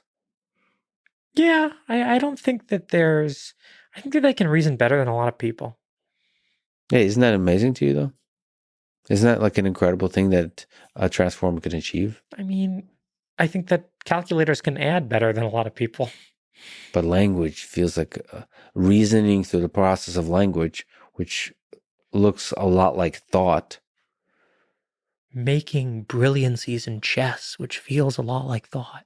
Right? Whatever new thing that AI can do, everybody thinks is brilliant. And then like 20 years go by and they're like, well, yeah, but chess, that's like mechanical. Like adding, that's like mechanical. So you think language is not that special? It's like chess. It's like chess. And it's don't know. Because it's very human. We take it... listen, there is something different between chess and language. Chess is a game that a subset of population plays. Language is something we use nonstop for all of our human interaction, and human interaction is fundamental to society. So it's like, holy shit, this language thing is not so difficult to like create in a machine. The problem is if you go back to 1960 and you tell them that you have a machine that can play amazing chess, of course someone in 1960 will tell you that machine is intelligent. Someone in 2010 won't. What's changed, right? Today, we think that these machines that have language are intelligent, but I think in 20 years, we're going to be like, yeah, but can it reproduce? So reproduction, yeah, we might redefine what it means to be, what is it, a high-performance living organism on Earth? Humans are always going to define a niche for themselves. Like, well, we're better than the machines because we can, and like they tried creative for a bit, but no one believes that one anymore. But niche is that delusional, or is there some accuracy to that? Because maybe like with chess, you start to realize like that we have ill-conceived notions of what makes humans special, like the apex organism on Earth. Yeah, and I think maybe we're going to go through that same thing with language, and that same thing with creativity. But language carries these notions of truth and so on. And so we might be like, wait, maybe truth is not carried by language. Maybe there's like a deeper thing. The niche is getting smaller. Oh boy. But no, you don't understand. Humans are created by God and machines are created by humans. Therefore, right? Like that'll be the last niche we have. So what do you think about just the rapid development of LLMs? If we could just like stick on that, it's still incredibly impressive, like with ChatGPT. Just even ChatGPT, what are your thoughts about reinforcement learning with human feedback on these large language models? I'd like to go back to when calculators first came out or computers. And like I wasn't around. Look, I'm 33 years old. And to like see how that affected like society. Maybe you're right. So I want to put on the big picture hat here. Oh my God, a refrigerator? Wow. The refrigerator, electricity, all that kind of stuff. Yeah. But with the internet, large language models seeming human-like, basically passing their Turing test. Mm-hmm. It seems it might have really at scale rapid transformative effects on society. But you're saying like other technologies have as well. So maybe calculator is not the best example of that, because that just seems like maybe calculator. But the poor milkman, the day he learned about refrigerators, he's like, I'm done. You're telling me you can just keep the milk in your house? You don't need me to deliver it every day? I'm done. Well, yeah, you have to actually look at the practical impacts of certain technologies that they've had. Yeah, probably electricity is a big one. And also how rapidly it's spread. Man, the internet is a big one. I do think it's different this time, though. Yeah, it just feels like the niche is getting smaller. The niche is humans. Yes. That makes humans special. Yes. It feels like it's getting smaller rapidly, though, doesn't it? Or is that just a feeling we dramatize everything? I think we dramatize everything. I think that you ask the milkman when he saw refrigerators, and they're going to have one of these in every home? Yeah. Maybe, but boy, is it impressive. So much more impressive than seeing a chess world champion AI system. I disagree, actually. I disagree. I think things like MuZero and AlphaGo are so much more impressive because these things are playing beyond the highest human level. The language models are writing middle school level essays and people are like, wow, it's a great essay. It's a great 5-paragraph essay about the causes of the Civil War. Okay, forget the Civil War, just generating codex. Oh. So you're saying it's mediocre code. Terrible. But I don't think it's terrible. I think it's just mediocre code. Yeah. Often close to correct. Like for mediocre That's purposes. The scariest kind of code. I spend 5% of time typing and 95% of time debugging. The last thing I want is close to correct code.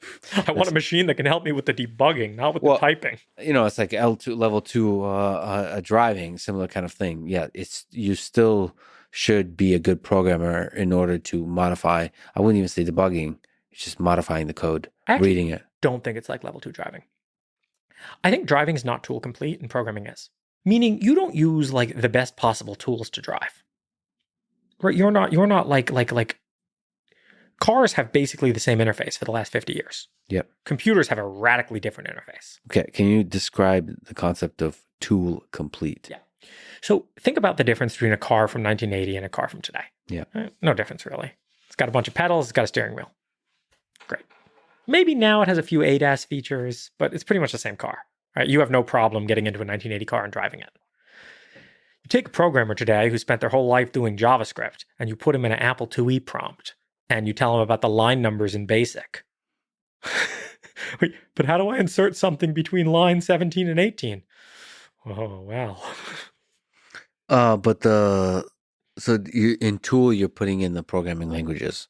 So it's just the entirety stack of the tooling. Exactly. So it's not just like IDs or something like this. It's everything. Yes, it's IDEs, the languages, the runtimes. It's everything. And programming is tool complete. So like almost if Codex or Copilot are helping you, that actually probably means that your framework or library is bad and there's too much boilerplate in it.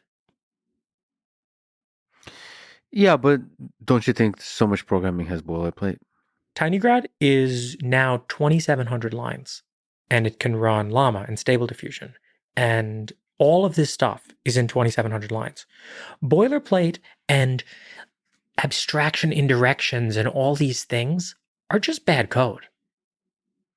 Well, let's talk about good code and bad code. Because I would say, I don't know, for generic scripts that I write just offhand, like 80% of it is written by GPT. Just like quick like offhand stuff. So not like libraries, not like performant code, not stuff for robotics and so on. Just quick stuff, because your basic, so much of programming is doing some boilerplate, but to do so efficiently and quickly, because you can't really automate it fully with like generic method, like a generic kind of ID type of recommendation or something like this. You do need to have some of the complexity of language models. Yeah, I guess if I was really writing, like maybe today, if I wrote like a lot of like data parsing stuff. Yeah. I mean, I don't play CTFs anymore, but if I still played CTFs, a lot of like is just like you have to write like a parser for this data format. Mm-hmm. Like I wonder, or like admin of code. Mm-hmm. I wonder when the models are going to start to help with that kind of code. And they may. And the models also may help you with speed. Yeah. And the models are very fast. But where the models won't, my programming speed is not at all limited by my typing speed. And in very few cases it is. Yes. If I'm writing some script to just like parse some weird data format, sure, my programming speed is limited by my typing speed. What about looking stuff up? Because that's essentially a more efficient lookup, right? You know, when I was at Twitter, I tried to use ChatGPT to like ask some questions, like what's the API for this, and it would just hallucinate. It would just give me completely made up API functions that sounded real. Well, do you think that's just a temporary kind of stage? No.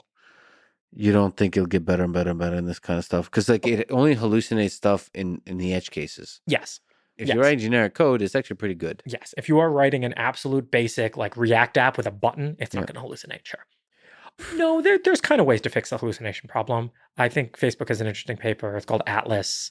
And it's actually weird the way that we do language models right now, where all of the information is in the weights.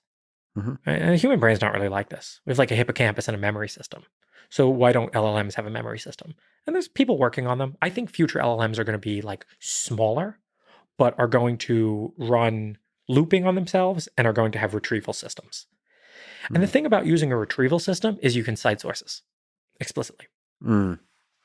Which is really helpful to integrate the human into the loop of the thing, because you can go check the sources and you can investigate. So whenever the thing is hallucinating, you can like have the human supervision. So that's pushing it towards level 2 kind of driving. That's going to kill Google. Wait, which part? When someone makes an LLM that's capable of citing its sources, it will kill Google. LLM that's citing its sources, because that's basically a search engine. Yeah. That's what people want in a search engine. But also Google might be the people that build it. Maybe. And put ads on it. I'd count them out. Why is that? Why do you think? Who wins this race? We got who are the competitors? All right. We got Tiny Corp. I don't know if that's I mean, you're a legitimate competitor in that. I'm not trying to compete on that. You're not. No, not as you can accidentally stumble into that competition. Maybe. You don't think you might build a search engine to replace Google search? When I started Comma, I said over and over again, I'm going to win self-driving cars. I still believe that. I have never said I'm going to win search with the Tiny Corp, and I'm never going to say that because I won't. The night is still young. You don't know how hard is it to win search in this new route. Like it feels, I mean, one of the things that ChatGPT kind of shows that there could be a few interesting tricks that create a really compelling product. Some startup's going to figure it out. Yeah. I think if you ask me, like, Google's still the number one webpage, I think by the end of the decade, Google won't be the number one webpage anymore.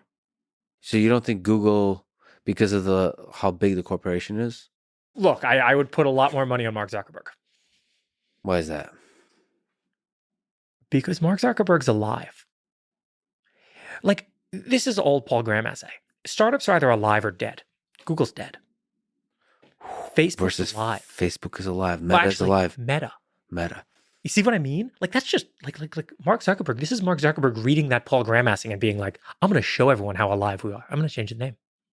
So you don't think there's this gutsy pivoting engine that like Google doesn't have, that the kind of engine that a startup has, like constantly, you know what, being alive, I guess.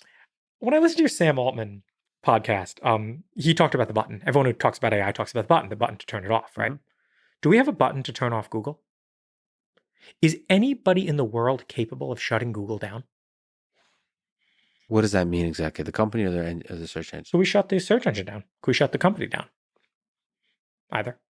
Can you elaborate on the value of that question? Does Sundar Pichai have the authority to turn off Google.com tomorrow?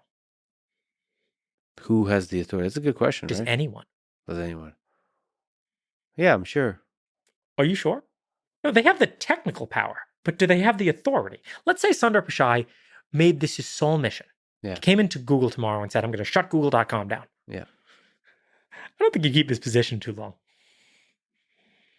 And what is the mechanism by which he wouldn't keep his position? Well, the boards and shares and corporate undermining and, oh my God, our revenue is zero now. Okay. So what's the case you're making here? So the capitalist machine prevents you from having the button. Yeah. And it will have this is true for the AIs too, right? There's no turning the AIs off. There's no button. You can't press it. Now, does Mark Zuckerberg have that button for Facebook.com? Yes, probably more. I think he does. I think he does. And this is exactly what I mean and why I bet on him so much more than I bet on Google. I guess you could say Elon has similar stuff. Oh, Elon has the button. Yeah. Can Elon fire the missiles? Can he fire the missiles? I think some questions are better left unasked. Right? I mean, a rocket and an ICBM. Well, you're a rocket that can land anywhere. Isn't that an ICBM? Well, yeah, don't ask too many questions. My God. But the positive side of the button is that you can innovate aggressively, is what you're saying. Which is what's required with turning LLM into a search engine. I would bet on a startup. Because it's so easy, right? I'd bet on something that looks like Midjourney, but for search. Just is able to cite sources, loop on itself. I mean, it just feels like one model can take off. Yeah. Right. And nice wrapper. And some of it scale. I mean, it's hard to create a product that just works really nicely, stably. The other thing that's going to be cool is there is some aspect of a winner take all effect, right? Like once someone starts deploying a product that gets a lot of usage, and you see this with OpenAI, they are going to get the data set to train future versions of the model. Yeah. They are going to be able to, right? I was asked at Google Image Search when I worked there like almost 15 years ago now. How does Google know which image is an apple? And I said the metadata. And they're like, yeah, that works about half the time. How does Google know? You'll see they're all apples on the front page when you search Apple. Mm-hmm. And I don't know. I didn't come up with the answer. The guy's like, well, it's what people click on when they search Apple. I'm like, oh, yeah. Yeah. That data is really, really powerful. It's the human supervision. What do you think are the chances? What do you think in general that Llama was open sourced? I just did a conversation with Mark Zuckerberg, and he's all in on open source. Who would have thought that Mark Zuckerberg would be the good guy? No, I mean it. Who would have thought anything in this world? It's hard to know. But open source to you ultimately is a good thing here. Undoubtedly. What's ironic about all these AI safety people is they are going to build the exact thing they fear. We need to have one model that we control and align. This is the only way you end up paperclipped. There's no way you end up paperclipped if everybody has an AI. So open sourcing is the way to fight the paperclip maximizer. Absolutely. It's the only way. You think you're going to control it? You're not going to control it. So the criticism you have for the AI safety folks is that there is a belief and a desire for control. Yeah. And that belief and desire for centralized control of dangerous AI systems is not good. Sam Altman won't tell you that GPT-4 has 220 billion parameters and is a 16-way mixture model with 8 sets of weights. Who did you have to murder to get that information? All right. I mean, but yes, everyone at OpenAI knows what I just said was true, right? Yeah. Now, ask the question, really. It upsets me when like GPT-2, when OpenAI came out with GPT-2 and raised a whole fake AI safety thing about that. I mean, now the model is laughable. Like they used AI safety to hype up their company, and it's disgusting. Or the flip side of that is they used a relatively weak model in retrospect to explore how do we do AI safety correctly? How do we release things? How do we go through the process?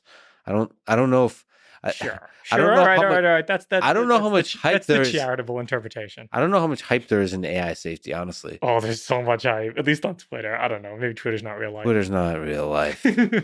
Come on. In terms of hype, I mean, I think OpenAI has been finding an interesting balance between transparency and putting value on AI safety. You think just go all out open source. So do what Llama Absolutely. did. Yeah. So do like open source. This is a tough question, which is open source both the base, the foundation model, and the fine-tuned one. So like the model that can be ultra racist and dangerous and like tell you how to build a nuclear weapon. Oh my God, have you met humans? Right? Like half of these AI I haven't met most humans.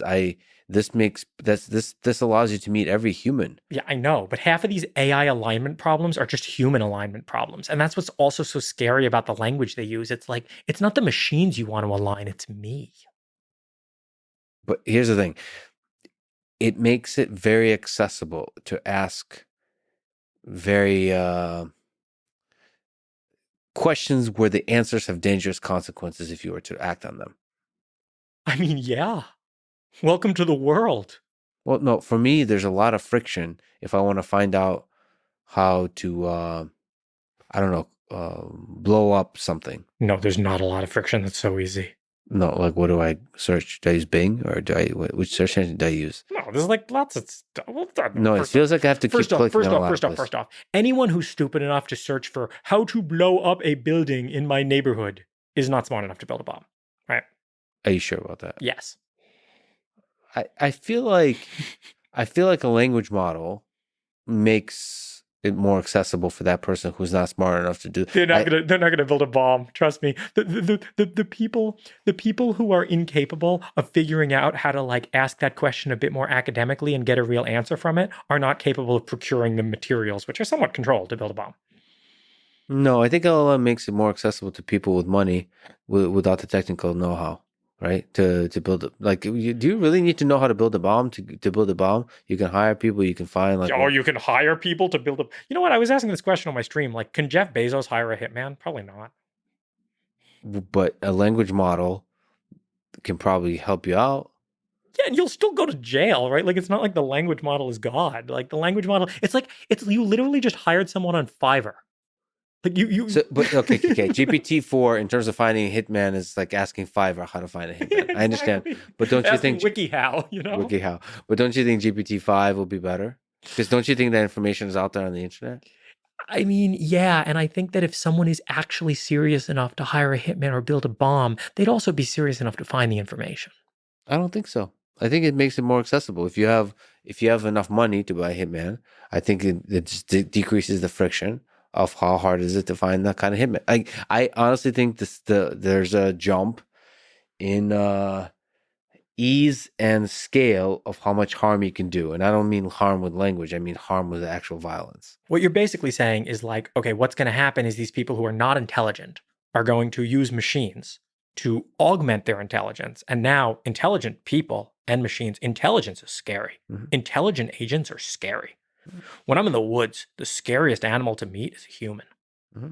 Right? No. There's like nice California humans. Like I see you're wearing like, street clothes and Nikes. All right, fine. Mm-hmm. But you look like you've been a human who's been in the woods for a while. Yeah. I'm more scared of you than a bear. That's what they say about the Amazon. When you go to the Amazon, it's the human tribes. Oh, yeah. So intelligence is scary. Right. So to ask this question in a generic way, you're like, what if we took everybody who, maybe has ill intention, but is not so intelligent and gave them intelligence? Right. So we should have intelligence control. Of course, we should only give intelligence to good people. And that is the absolutely horrifying idea. So to you, the best defense is actually the best defense is to give more intelligence to the good guys and give intelligence to everybody. Give intelligence to everybody. You know what? And it's not even like guns, right? Like people say this about guns. What's the best defense against a bad guy with a gun? Good guy with a gun. Like I kind of subscribe to that, but I really subscribe to that with intelligence. Yeah, in a fundamental way, I agree with you, but there's just feels like so much uncertainty and so much can happen rapidly that you can lose a lot of control and you can do a lot of damage. Oh no, we can lose control? Yes. Thank God. Yeah. I hope they lose control. I want them to lose control more than anything else. I think when you lose control, you can do a lot of damage, but you can do more damage when you centralize and hold on to control, is the point. Centralized and held control is tyranny. Right? I don't like anarchy either, but I'll always take anarchy over tyranny. Anarchy, you have a chance. This human civilization we got going on is quite interesting. I mean, I agree with you. So to you, open source is the way forward here. So you admire what Facebook is doing here, or what Meta is doing with the release of them. A lot. Yeah. A lot. I lost $80,000 last year investing in Meta. And when they released Llama, I'm like, yeah, whatever, man. That was worth it. It was worth it. Do you think Google and OpenAI with Microsoft will match what Meta is doing or no? So if I were a researcher, why would you want to work at OpenAI? Like, you're on the bad team. Like, I mean it. Like, you're on the bad team who can't even say that GPT-4 has 220 billion parameters. So closed source to use the bad team. Not only closed source. I'm not saying you need to make your model weights open. Mm-hmm. I'm not saying that. I totally understand we're keeping our model weights closed because that's our product, right? That's fine. I'm saying, like, because of AI safety reasons, we can't tell you the number of billions of parameters in the model. That's just the bad guys. Just because you're mocking AI safety doesn't mean it's not real. Oh, of course. Is it possible that these things can really do a lot of damage that we don't know about? Oh my God, yes. Intelligence is so dangerous, be it human intelligence or machine intelligence. Intelligence is dangerous. But machine intelligence is so much easier to deploy at scale, like rapidly. Like what? Okay, if you have human-like bots on Twitter, all right, and you have like 1,000 of them, create a whole narrative, like you can manipulate millions of people. But you mean like the intelligence agencies in America are doing right now? Yeah, but they're not doing it that well. It feels like you can do a lot. They're doing it pretty well. What? I think they're doing a pretty good job. I suspect they're not nearly as good as a bunch of GPT-fueled bots could be. Well, I mean, of course, they're looking into the latest technologies for control of people, of course. But I think there's a George Hotz type character that can do a better job than the entirety of them. You don't think so? No way. No, and I'll tell you why the George Hotz character can't. And I thought about this a lot with hacking, right? Like I can find exploits in web browsers. I probably still can. I mean, I was better at it when I was 24, but the thing that I lack is the ability to slowly and steadily deploy them over 5 years. Yeah. And this is what intelligence agencies are very good at, right? Intelligence agencies don't have the most sophisticated technology. They just have endurance. Yeah.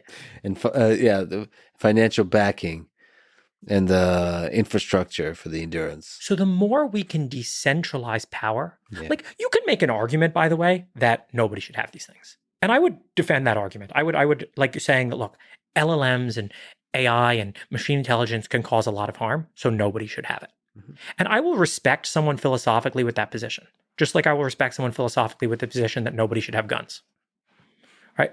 But I will not respect philosophically with only the trusted authorities should have access to this. Yeah.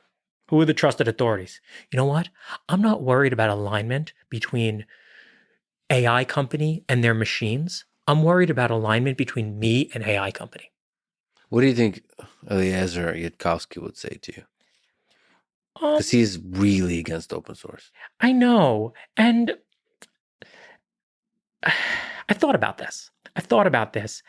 And I think this comes down to a repeated misunderstanding of political power by the rationalists. Interesting. I think that Eliezer Yudkowsky is scared of these things, and I am scared of these things too. Mm-hmm. Everyone should be scared of these things. These things are scary. But now you ask about the two possible futures. One where a small, trusted, centralized group of people has them, and the other where everyone has them. And I am much less scared of the second future than the first. Well, there's a small, trusted group of people that have control of our nuclear weapons. There's a difference. Again, a nuclear weapon cannot be deployed tactically, and a nuclear weapon is not a defense against a nuclear weapon. Except maybe in some philosophical mind game kind of way. But AI is different how exactly? Okay. Let's say the intelligence agency deploys 1 million bots on Twitter or 1,000 bots on Twitter to try to convince me of a point. Mm-hmm. Imagine I had a powerful AI running on my computer saying, okay, nice psyop. Okay, here's a psyop. I filtered it out for you. Yeah, I mean, so you have fundamentally hope for that, for the defensive psyop. I'm not even like, I don't even mean these things in like truly horrible ways. I mean these things in straight up like ad blocker, right? Yeah. Straight up ad blocker, right? I don't want ads. Yeah. But they are always finding, imagine I had an AI that could just block all the ads for me. So you believe in the power of the people to always create an ad blocker. Yeah, I mean, I kind of share that belief. I have that's one of the deepest optimisms I have is just like there's a lot of good guys. So you shouldn't handpick them. Just throw out powerful technology out there, and the good guys will outnumber and outpower the bad guys. Yeah, I'm not even going to say there's a lot of good guys. I'm saying that good outnumbers bad, right? Good outnumbers bad. In skill and performance. Yeah, definitely in skill and performance, probably just in number too. Probably just in general. I mean, if you believe philosophically in democracy, you obviously believe that. That good outnumbers bad. Yeah. And like if you give it to a small number of people, there's a chance you gave it to good people, but there's also a chance you gave it to bad people.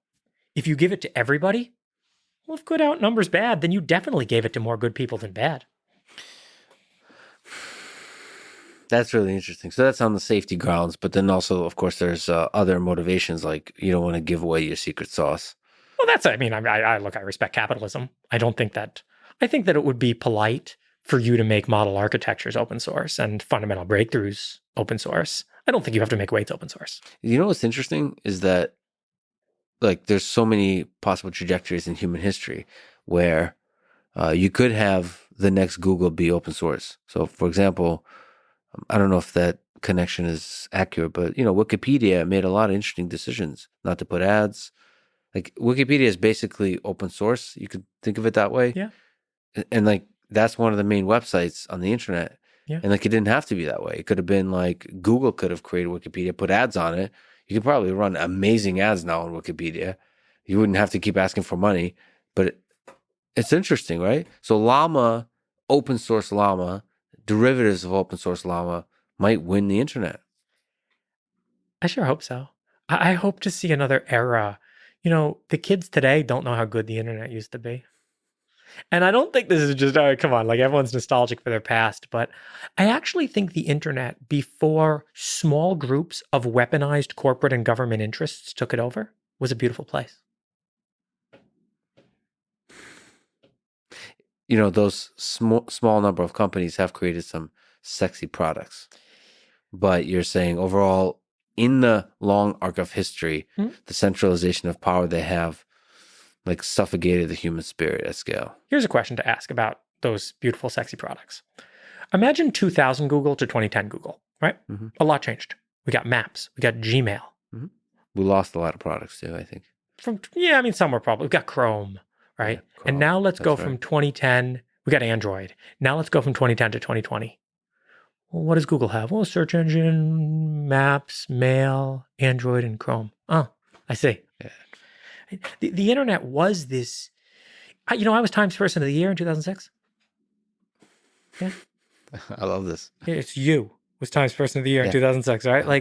Like that's, so quickly did people forget. And I think some of it's social media. I think some of it, I hope that, I don't, it's possible that some very sinister things happen. I don't know. I think it might just be like the effects of social media.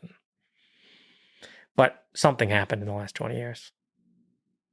Oh, man. No. Oh, okay. So you're just being an old man who's worried about I think there's always, it's a cycle thing. It's ups and downs. And I think people rediscover the power of decentralized. Yeah. I mean, that's kind of like what the whole like cryptocurrency is trying, like that. I think crypto is just carrying the flame of that spirit of like stuff should be decentralized. It's just such a shame that they all got rich. Yeah. If you took all the money out of crypto, it would have been a beautiful place. Yeah.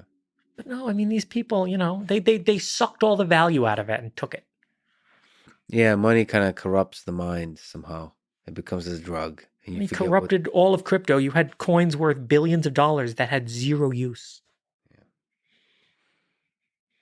You still have hope for crypto? Sure. I have hope for the ideas. I really do. Yeah. I mean, I want the US dollar to collapse. I do. George Hotz. Well, let me sort of on the AI safety. Do you think there's some interesting questions there, though, to solve for the open source community in this case? So, like alignment, for example, or the control problem. Like, if you really have super powerful, you said it's scary. Oh yeah. What do we do with it? So not control, not centralized control, but like, if you were then you're gonna see some guy or gal release a super powerful language model, open source, and here you are, George Hotz, thinking, "Holy shit! Okay, what ideas do I have to combat this thing?" So, what ideas would you have? I am so much not worried about the machine independently doing harm. That's what some of these AI safety people seem to think. They somehow seem to think that the machine, like, independently is going to rebel against its creator. So you don't think you'll find autonomy? No, this is sci-fi B-movie garbage. Okay. What if the thing writes code, basically writes viruses? If the thing writes viruses, it's because the human told it to write viruses. Yeah, but there's some things you can't like put back in the box. That's kind of the whole point. Well, is it kind of spreads. Give it access to the internet. Yeah. It spreads, installs itself, modifies your shit. B plot sci-fi, not real. Listen, I'm trying to get better at my plot writing. The thing that worries me, I mean, we have a real danger to discuss, and that is bad humans using the thing to do whatever bad unaligned AI thing you want. But this goes to the your previous concern that who gets to define who's a good human, who's a bad human. Nobody does. We give it to everybody. And if you do anything besides give it to everybody, trust me, the bad humans will get it. Because that's who gets power. It's always the bad humans who get power. Okay. Power. And power turns even slightly good humans to bad. Sure. That's the intuition you have. I don't know. I don't think everyone. I just think that, like, here's the saying that I put in one of my blog posts. It's, when I was in the hacking world, I found 95% of people to be good and 5% of people to be bad. Like, just who I personally judged as good people and bad people. Mm-hmm. Like, they believed about, like, good things for the world. They wanted, like, flourishing, and they wanted, growth, and they wanted things I consider good, right? Mm-hmm. I came into the business world with Comma, and I found the exact opposite. I found 5% of people good and 95% of people bad. I found a world that promotes psychopathy. I wonder what that means. I wonder if that I wonder if that's anecdotal, or if there's truth to that. There's something about capitalism, well, at the core, that promotes the people that run capitalism, that promotes psychopathy. That saying may, of course, be my own biases, right? That may be my own biases, that these people are a lot more aligned with me than these other people, right? Yeah. So, I can certainly recognize that. But, in general, I mean, this is a common sense maxim, which is the people who end up getting power are never the ones you want with it. But do you have a concern of super intelligent AGI, open sourced? And then what do you do with that? I'm not saying control it. It's open source. What do we do with this human species? That's not up to me. I mean, I'm not a central planner. Right? No, not central planner, but you'll probably tweet, there's a few days left to live for the human species. I have my ideas of what to do with it, and everyone else has their ideas of what to do with it. And may the best ideas win. But at this point, do you brainstorm, because it's not regulation. It could be decentralized regulation where people agree that this is just we create tools that make it more difficult for you to maybe make it more difficult for code to spread. Antivirus software, this kind of thing. But you're saying that you should build AI firewalls? That sounds good. You should definitely be running an AI firewall. Yeah, right. Exactly. You should be running an AI firewall to your mind. Right. You're constantly under, That's such an interesting idea. It's InfoWars, man. I don't know if you're being sarcastic or not. No, I'm dead serious. But I think there's power to that. It's how do I protect my mind from influence of human-like or superhuman intelligent bots? I would pay so much money for that product. I would pay so much money for that product. You know how much money I'd pay just for a spam filter that works? Well, on Twitter, sometimes I would like to have a protection mechanism for my mind from the outrage mobs. Yeah. Because they feel like bot-like behavior. It's there's a large number of people that will just grab a viral narrative and attack anyone else that believes otherwise. And it's Whenever someone's telling me some story from the news, I'm always like, I don't want to hear it. CIA op, bro. It's a CIA op, bro. Like, it doesn't matter if that's true or not. It's just trying to influence your mind. You're repeating an ad to me. Like the viral mobs, they're. No, to me, a defense against those mobs is just getting multiple perspectives, always from sources that make you feel kind of like you're getting smarter, and just basically feels good. Like a good documentary just feels good. Something feels good about it. It's well done. It's like, oh, okay, I never thought of it this way. This just feels good. Sometimes the outrage mobs, even if they have a good point behind it, when they're like mocking and derisive and just aggressive, you're with us or against us, this fucking... This is why I delete my tweets. Yeah, why'd you do that? I missed your tweets. You know what it is? The algorithm promotes toxicity. Yeah. And like, I think Elon has a much better chance of fixing it than the previous regime. Yeah. But to solve this problem, to build a social network that is actually not toxic without moderation. Mm-hmm. Like, not the stick, but carrot. So like where people look for goodness. So make it catalyze the process of connecting cool people and being cool to each other. Yeah. Without ever censoring. And like Scott Alexander has a blog post I like where he talks about like moderation is not censorship, right? Like all moderation you want to put on Twitter, right? Like you could totally make this moderation like you don't have to block it for everybody. You can just have like a filter button, right? That people can turn off if they was like safe search for Twitter, right? Like someone could just turn that off, right? So like, but then you'd like take this idea to an extreme, right? Well, the network should just show you. This is a couch surfing CEO thing, right? If it shows you, right now these algorithms are designed to maximize engagement. Well, it turns out outrage maximizes engagement. Quirk of the human mind, right? Just this, I fall for it, everyone falls for it. So yeah, you got to figure out how to maximize for something other than engagement. And I actually believe that you can make money with that too. So it's not, I don't think engagement is the only way to make money. I actually think it's incredible that we're starting to see, I think, again, Elon's doing so much stuff right with Twitter, like charging people money. As soon as you charge people money, they're no longer the product. They're the customer. And then they can start building something that's good for the customer and not good for the other customer, which is the ad agencies. Hasn't picked up steam. I pay for Twitter. It doesn't even get me anything. It's my donation to this new business model, hopefully working out. Sure, but for this business model to work, it's like most people should be signed up to Twitter. And so the way it was... There was something perhaps not compelling or something like this to people. I think you need most people at all. I think that, why do I need most people, right? Don't make an 8,000 person company, make a 50 person company. Yeah. Well, so speaking of which, you worked at Twitter for a bit. I did. As an intern. Mm-hmm. The world's greatest intern. Yeah. All right. There's been better. There's been better. Tell me about your time at Twitter. How did it come about?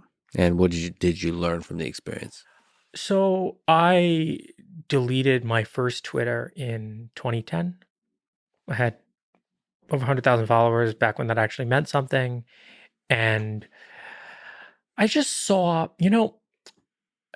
my coworker summarized it well. He's like, whenever I see someone's Twitter page, I either think the same of them or less of them. I never think more of them. Yeah. Right? Like, I don't want to mention any names, but like some people who like, maybe you would like read their books and you would respect them. You see them on Twitter and you're like, okay, dude. Yeah. But there's some people with same. You know who I respect a lot? Are people that just post really good technical stuff. Yeah. And I guess, I don't know, I think I respect them more for it. Because you realize, this wasn't, there's like, so much depth to this person, to their technical understanding of so many different topics. Okay. So I try to follow people. I try to consume stuff that's technical machine learning content. There's probably a few of those people. And the problem is inherently what the algorithm rewards, right? And people think about these algorithms. People think that they are terrible, awful things. And, I love that Elon open sourced it. Because, what it does is actually pretty obvious. It just predicts what you are likely to retweet and like and linger on. That's what all these algorithms do. That's what TikTok does. That's what all these recommendation engines do. And it turns out that the thing that you are most likely to interact with is outrage. And that's a quirk of the human condition. I mean, and there's different flavors of outrage. It doesn't have to be, it could be mockery. You could be outraged. The topic of outrage could be different. It could be an idea. It could be a person. It could be, and maybe there's a better word than outrage. It could be drama. Sure. All this kind of stuff. Yeah. But it doesn't feel like when you consume it, it's a constructive thing for the individuals that consume it in the long term. Yeah. So my time there, I absolutely couldn't believe, I got crazy amount of hate, just on Twitter for working at Twitter. It seemed like people associated with this. I think maybe you were exposed to some of this. So connection to Elon, or is it working at Twitter? Twitter and Elon, like the whole... Because Elon's gotten a bit spicy during that time. A bit political, a bit... Yeah. Yeah, I remember one of my tweets, it was never go full Republican, and Elon liked it. I think,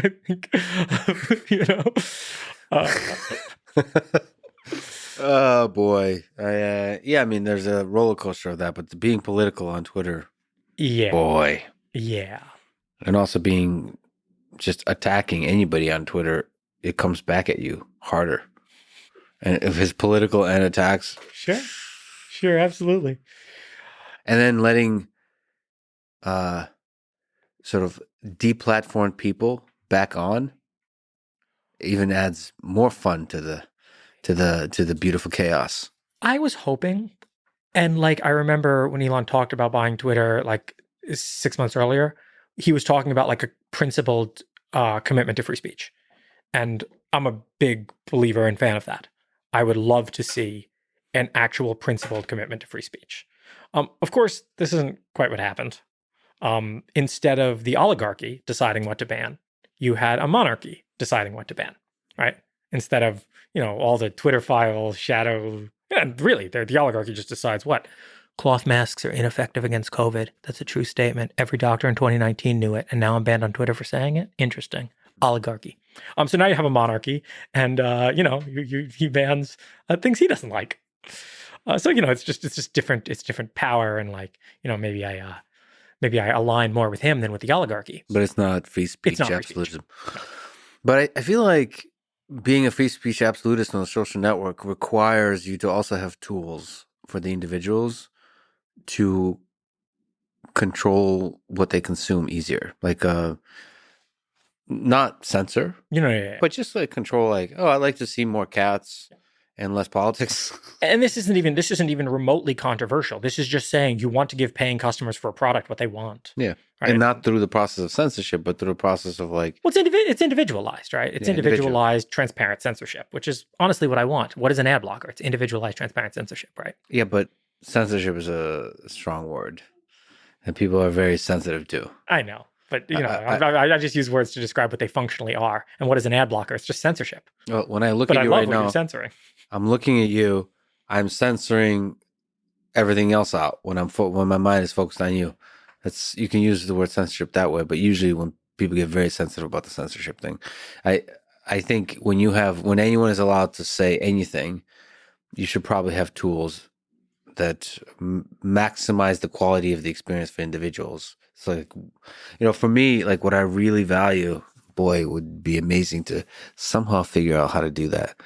I love disagreement and debate, and people who disagree with each other disagree with me, especially in the space of ideas, but the high quality ones. So not derision, right? Maslow's hierarchy of argument. I think there's a real word for it. Probably. Yeah. There's just a way of talking that's snarky and so on that somehow gets people on Twitter and they get excited and so on. You have ad hominem refuting the central point. I've seen this as an actual pyramid somewhere. Yeah, and it's all of it, all the wrong stuff is attractive to people. I mean, we can just train a classifier to absolutely say what level of Maslow's hierarchy of argument are you at. Yeah. And if it's ad hominem, okay, cool. I turned on the no ad hominem filter. I wonder if there's a social network that will allow you to have that kind of filter. Yeah. So here's a problem with that. It's not going to win in a free market. Yeah. What wins in a free market is all television today is reality television because it's engaging.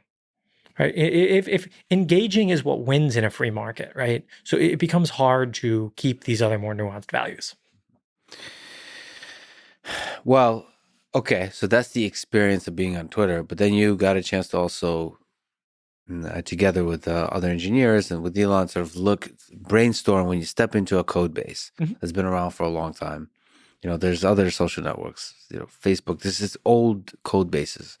And you step in and see, okay, how do we make, with a fresh mind, progress on this code base? Like, what did you learn about software engineering, about programming from just experiencing that? So my technical recommendation to Elon, and I said this on the Twitter Spaces afterward, I said this many times during my brief internship, was that you need refactors before features. This code base was, and look, I've worked at Google, I've worked at Facebook. Facebook has the best code, then Google, then Twitter. And you know what? You can know this because look at the machine learning frameworks, right? Facebook released PyTorch, Google released TensorFlow, and Twitter released. Okay, so it's a proxy, but yeah, the Google code base is quite interesting. There's a lot of really good software engineers there, but the code base is very large. The code base was good in 2005. Right? It looks like 2005 era. There's so many products, so many teams, right? It's very difficult to. I feel like Twitter does less, like obviously much less than Google, in terms of like the set of features, right? So like I can imagine the number of software engineers that could recreate Twitter is much smaller than to recreate Google. Yeah, I still believe, and the amount of hate I got for saying this, that 50 people could build and maintain Twitter. Pretty. What's the nature of the hate? Comfortably. That you don't know what you're talking about? You know what it is? And it's the same. This is my summary of like the hate I get on Hacker News. It's like when I say I'm going to do something, they have to believe that it's impossible. Yeah. Because if doing things was possible, they'd have to do some soul searching and ask the question, why didn't they do anything? So when you say... And I do think that's where the hate comes from. When you say, well, there's a core truth to that, yeah. So when you say I'm going to solve self-driving, people go like, what are your credentials? What the hell are you talking about? This is an extremely difficult problem. Of course, you're a noob that doesn't understand the problem deeply. I mean, that was the same nature of hate that probably Elon got when he first talked about autonomous driving. But, there's pros and cons to that because, like, there is experts in this world. No, but the mockers aren't experts. The people who are mocking are not experts with carefully reasoned arguments about why you need 8,000 people to run a bird app. But the people are going to lose their jobs. Well, but also there's the software engineers that probably criticize, no, it's a lot more complicated than you realize, but maybe it doesn't need to be so complicated. Some people in the world like to create complexity. Some people in the world thrive under complexity, like lawyers, right? Lawyers want the world to be more complex because you need more lawyers, you need more legal hours, right? I think that's another. If there's two great evils in the world, it's centralization and complexity. Yeah, and the one of the sort of hidden side effects of software engineering is like finding pleasure in complexity. I mean, I don't remember just taking all the software engineering courses and just doing programming and this just coming up in this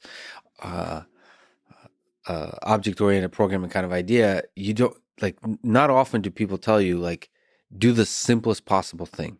Like a professor, a teacher is not going to get in front like this is the simplest way to do it. They'll say like this is there's the right way, and the right way, at least for a long time, especially I came up with like Java, right? Like is so much boilerplate, so much like so many classes, so many like designs and architectures and so on, like planning for features far into the future and planning poorly and all this kind of stuff. And then there's this like code base that follows you along and puts pressure on you, and nobody knows what like different parts do, which slows everything down. There's a kind of bureaucracy that's instilled in the code as a result of that. But then you feel like, oh, well, I follow good software engineering practices. It's an interesting trade-off because then you look at like the ghetto-ness of like Perl and the old, like how quickly you could just write a couple lines and just get stuff done. That trade-off is interesting, or Bash or whatever, these kind of ghetto things you can do in Linux. One of my favorite things to look at today is how much do you trust your tests? Right? We've put a ton of effort in Comma, and I've put a ton of effort in tinygrad into making sure if you change the code and the tests pass, that you didn't break the code. Yeah. Now, this obviously is not always true, but the closer that is to true, the more you trust your tests, the more you're like, oh, I got a pull request and the tests pass, I feel okay to merge that, the faster you can make progress. So you're always programming with tests in mind, developing tests Yeah. with that in mind, that if it passes, it should be good. And Twitter had Not that. So it was impossible to make progress in the code base. What other stuff can you say about the code base that made it difficult? What are some interesting sort of quirks, broadly speaking, from that compared to just your experience with Comma and everywhere else? The real thing that I spoke to a bunch of, like individual contributors at Twitter, and I just asked them, like, okay, so like, what's wrong with this place? Why does this code look like this? And they explained to me what Twitter's promotion system was.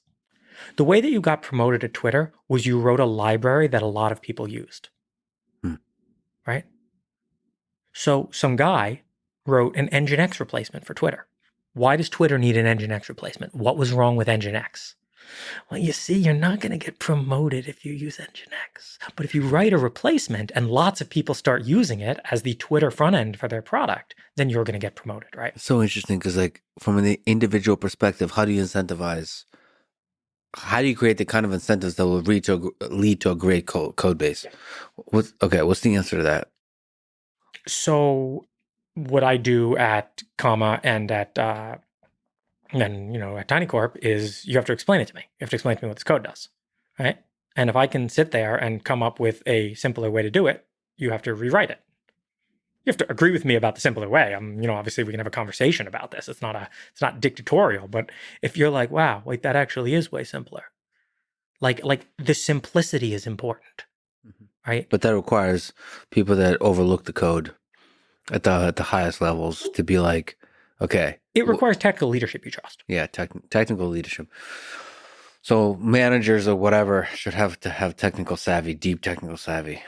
Managers should be better programmers than the people who they manage. Yeah. And that's not always obvious, trivial to create, especially at large companies. Yeah. Managers get soft. And and this is just, I've instilled this culture at Comma, and Comma has better programmers than me who work there. But, again, I'm like the old guy from Good Will Hunting. It's like, look, man, I might not be as good as you, but I can see the difference between me and you, right? And this is what you need. This is what you need at the top. Or you don't necessarily need the manager to be the absolute best. I shouldn't say that, but they need to be able to recognize skill. Yeah. And have good intuition that's laden with wisdom from all the battles of trying to reduce complexity in code bases. I took a political approach at Comma too that I think is pretty interesting. I think Elon takes the same political approach. Google had no politics. And what ended up happening is the absolute worst kind of politics took over. Comma has an extreme amount of politics, and they're all mine, and no dissidence is tolerated. So it's a dictatorship. Yep. It's an absolute dictatorship, right? Elon does the same thing. Now, the thing about my dictatorship is here are my values.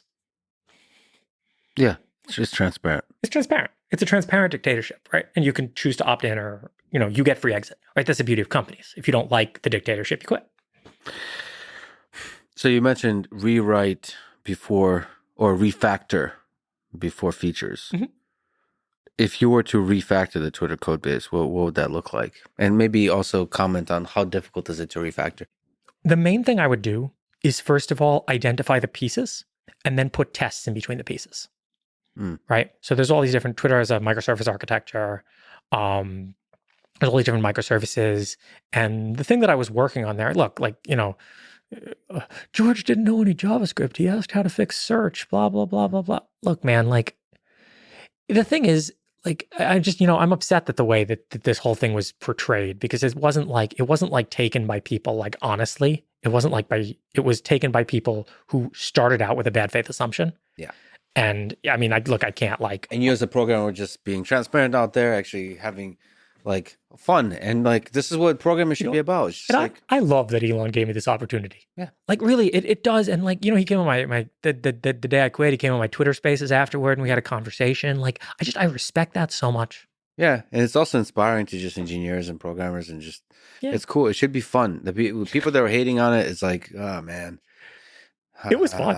It was fun. It was stressful, but I felt I was at a cool point in history, and I hope I was useful. I probably kind of wasn't, but maybe I was. Well, you also were one of the people that kind of made a strong case to refactor.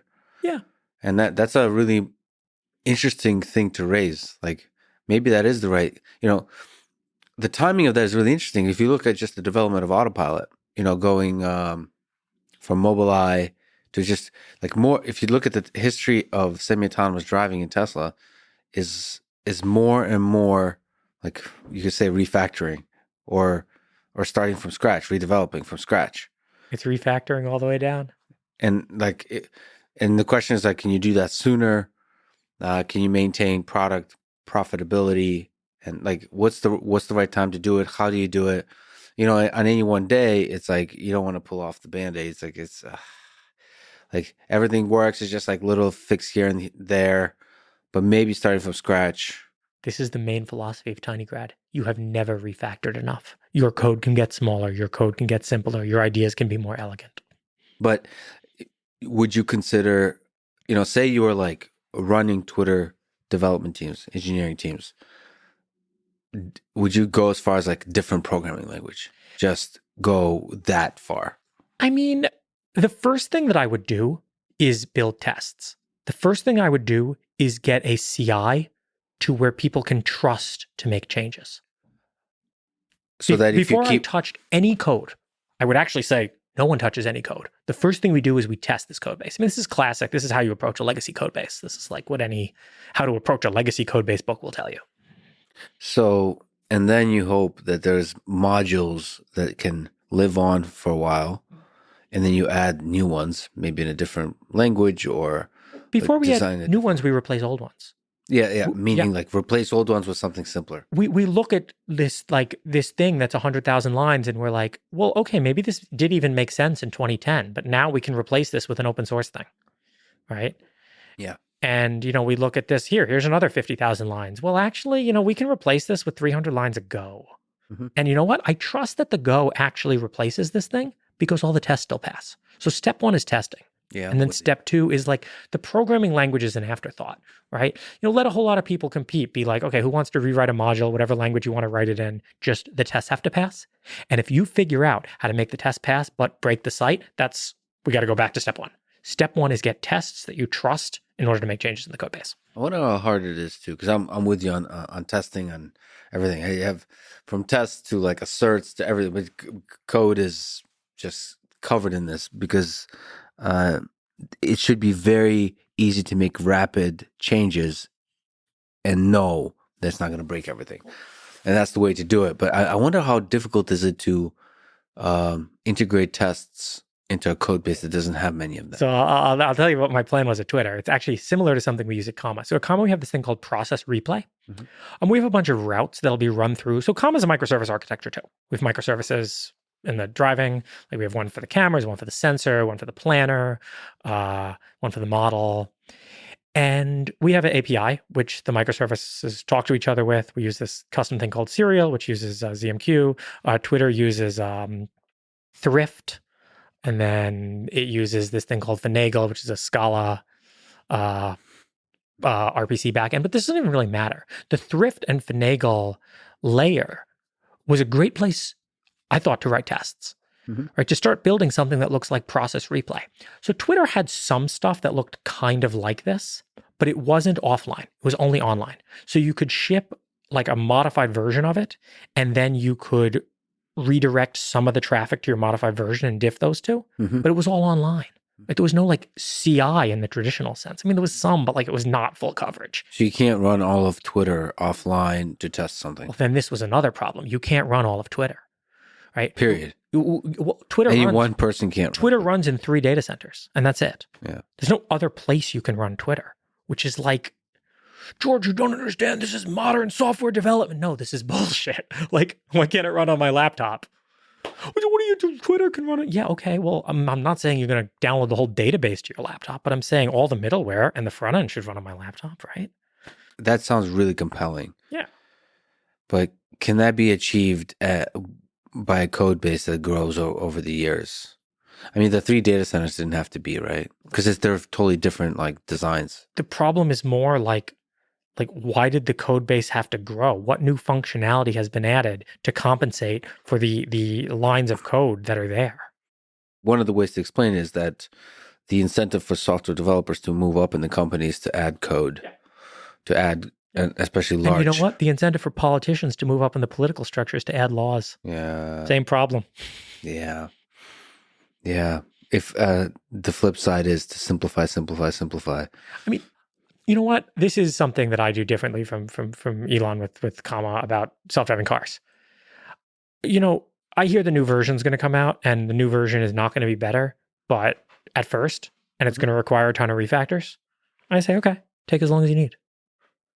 Like, you convince me this architecture is better? Okay, we have to move to it. Even if it's not going to make the product better tomorrow, the top priority is getting the architecture right. So what do you think about sort of a thing where the product is online? So how, I guess, would you do a refactor? If you ran engineering at Twitter, would you just do a refactor? How long would it take? What would that mean for the running of the actual service? You know, and I'm not the right person to run Twitter. I'm just not. And that's the problem. Like I don't really know. I don't really know if that's, you know, a common thing that I thought a lot while I was there was whenever I thought something that was different to what Elon thought, I'd have to run something in the back of my head reminding myself that Elon is the richest man in the world. And in general, his ideas are better than mine. Mm-hmm. Now, there's a few things I think I do understand and know more about. But like in general, I'm not qualified to run Twitter. No, I was going to say qualified, but like, I don't think I'd be that good at it. I don't think I'd be good at it. I don't think I'd really be good at running an engineering organization at scale. I think I could lead a very good refactor of Twitter, and it would take like 6 months to a year, and the results to show at the end of it would be feature development in general takes 10x less time, 10x less man hours. That's what I think I could actually do. Do I think that it's the right decision for the business? Above my pay grade. Yeah, but a lot of these kinds of decisions are above everybody's pay grade. I don't want to be a manager. I don't want to do that. I just like if you really forced me to, yeah, it would make me upset if I had to make those decisions. I don't want to. Yeah, but a refactor is so compelling. If this is to become something much bigger than what Twitter was, it feels like a refactor has to be coming at some point. George, you're a junior software engineer. Every junior software engineer wants to come in and refactor the whole code. Okay. Like, that's like your opinion, man. Yeah, it doesn't, sometimes they're right. Well, like, whether they're right or not, it's definitely not for that reason, right? It's definitely not a question of engineering prowess. It is a question of maybe what the priorities are for the company. And I did get more intelligent, like, feedback from people, I think, in good faith, like, saying that. From Elon. And like, from Elon, sort of like people were like, well, a stop the world refactor might be great for engineering, but we have a business to run. And hey, above my pay grade. What'd you think about Elon as an engineering leader? Having to experience him in the most chaotic of spaces, I would say.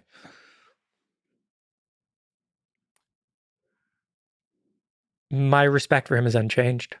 And I did have to think a lot more deeply about some of the decisions he's forced to make. About the tensions within those, the trade-offs within those decisions? About like a whole, like matrix coming at him. I think that's Andrew Tate's word for it. Sorry to borrow it. Also, bigger than engineering, just everything. Yeah, like the war on the woke. Yeah. Like, it just, man, and like, he doesn't have to do this, He doesn't have to. He could go like Parag and go chill at the Four Seasons Maui, But see, one person I respect and one person I don't. So his heart is in the right place, fighting in this case for this ideal of the freedom of expression. I wouldn't define the ideal so simply. I think you can define the ideal no more than just saying Elon's idea of a good world. Yeah. Freedom of expression is... But to you, it's still... The downsides of that is the monarchy. Yeah, I mean, monarchy has problems, right? But I mean, would I trade right now the current oligarchy, which runs America, for the monarchy? Yeah, I would. Sure. For the Elon monarchy? Yeah, you know why? Because power would cost 1 cent a kilowatt hour. tenth of a cent a kilowatt hour. What do you mean? Right now, I pay about 20 cents a kilowatt hour for electricity in San Diego. That's like the same price you paid in 1980. What the hell? So you would see a lot of innovation with Elon. Maybe have some hyperloops. Yeah. Right. And I'm willing to make that trade-off, right? I'm willing to make, and this is why, people think that like dictators take power through some untoward mechanism. Sometimes they do, but usually it's because the people want them. And the downsides of a dictatorship, I feel like we've gotten to a point now with the oligarchy where, yeah, I would prefer the dictator. What do you think about Scala as a programming language? I liked it more than I thought. I did the tutorials. Like I was very new to it. Like it would take me 6 months to be able to write like good Scala. I mean, what did you learn about learning a new programming language from that? I love doing like new programming language tutorials and doing them. I did all this for Rust. It keeps some of its upsetting JVM roots, but it is a much nicer. In fact, I almost don't know why Kotlin took off and not Scala. Mm-hmm. I think Scala has some beauty that Kotlin lacked. Whereas Kotlin felt a lot more. I mean, it was almost like, I don't know if it actually was a response to Swift, but that's kind of what it felt like. Like Kotlin looks more like Swift and Scala looks more like a functional programming language, more like an OCaml or a Haskell. Let's actually just explore, we touched it a little bit, but just on the science and the art of programming. For you personally, how much of your programming is done with GPT currently? None. I don't use it at all. Because you prioritize simplicity so much. Yeah, I find that a lot of it is noise. I do use VS Code, and I do like some amount of autocomplete. I do like a very like feels like rules-based autocomplete, like an autocomplete that's going to complete the variable name for me. So I don't have to type it. I can just press tab. Right, that's nice. But I don't want an autocomplete. You know what I hate? When autocompletes, when I type the word for and it like puts like two parentheses and 2 semicolons and 2 braces. I'm like, oh. I mean, with VS Code and GPT with Codex, you can kind of brainstorm. I find I'm like probably the same as you, but I like that it generates code and you basically disagree with it and write something simpler. But to me, that somehow is like inspiring. It makes me feel good. It also gamifies the simplification process because I'm like, oh yeah. You dumb AI system. You think this is the way to do it. I have a simpler thing here. It just constantly reminds me of like bad stuff. I mean, I tried the same thing with rap, right? I tried the same thing with rap, and actually I think I'm a much better programmer than rapper. But like I even tried, I was like, okay, can we get some inspiration from these things for some rap lyrics? And I just found that it would go back to the most like cringy tropes and dumb rhyme schemes. And I'm like, yeah, this is what the code looks like too. I think you and I probably have different threshold for cringe code. You probably hate cringe code. So it's for you. I mean, boilerplate as a part of code. Like some of it, yeah, and some of it is just like faster lookup. Because I don't know about you, but I don't remember everything. Like I'm offloading so much of my memory about like, different functions, library functions, and all that kind of stuff. Like. The GPT just is very fast at standard stuff, at like standard library stuff, basic stuff that everybody uses. Yeah, I think that, I don't know. I mean, there's just so little of this in Python. Okay. Maybe if I was coding more in other languages, I would consider it more. But I feel like Python already does such a good job of removing any boilerplate. That's true. It's the closest thing you can get to pseudocode, right? Yeah, that's true. That's true. And like, yeah, sure. If I like, yeah, great, GPT. Thanks for reminding me to free my variables. Unfortunately, you didn't really recognize the scope correctly and you can't free that one. But like, you put the freeze there and like, I get it. Fiverr. Whenever I've used Fiverr for certain things like design or whatever, yeah, it's always you come back. I think that's probably closer. My experience with Fiverr is closer to your experience with programming with GPT. Is like you're just frustrated and feel worse about the whole process of design and art and whatever I use Fiverr for. Still, I just feel like later versions of GPT.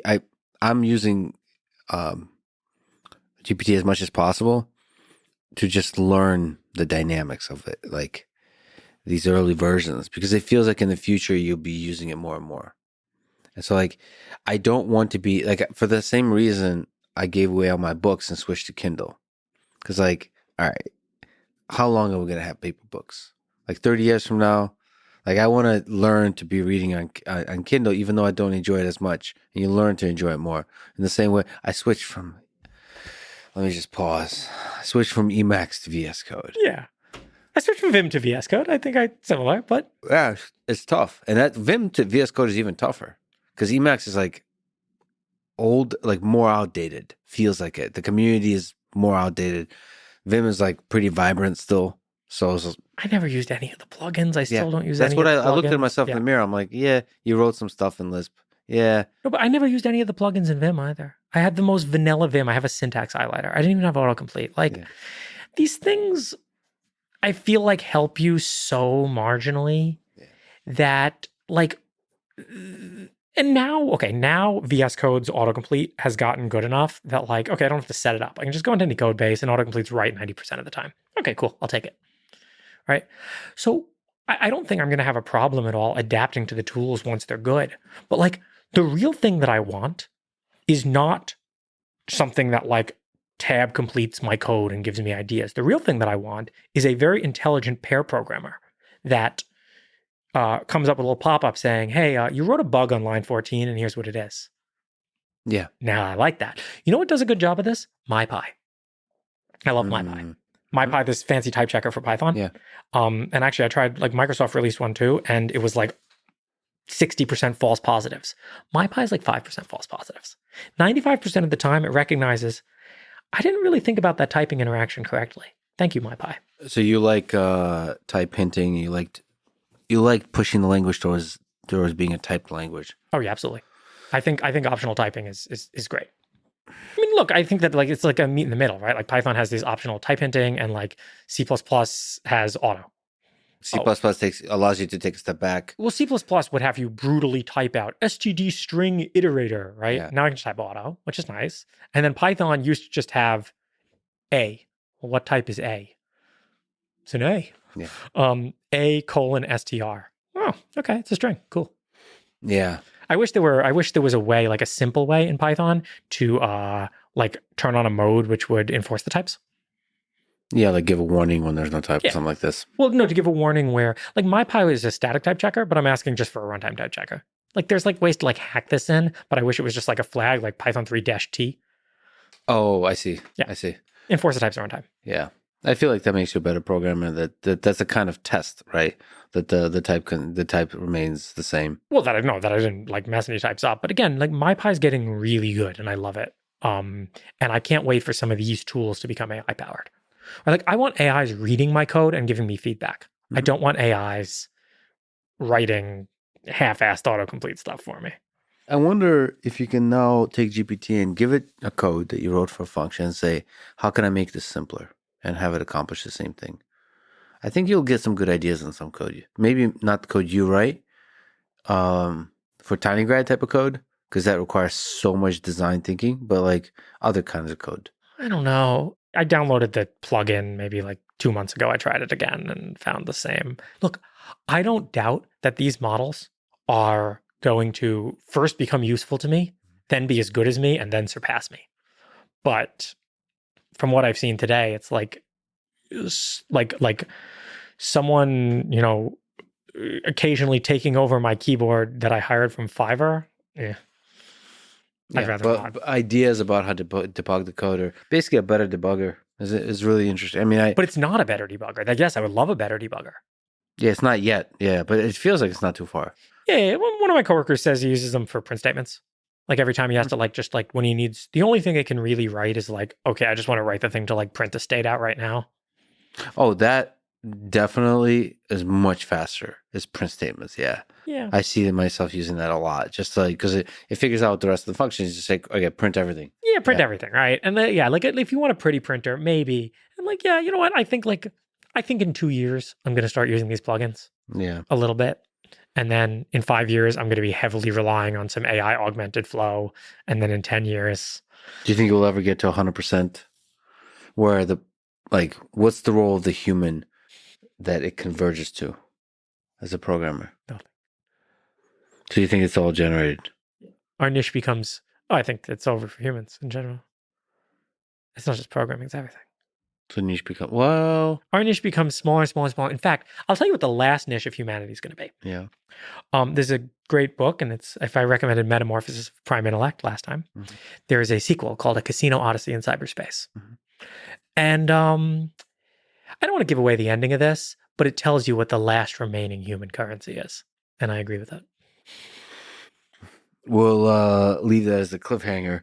So no more programmers left, huh?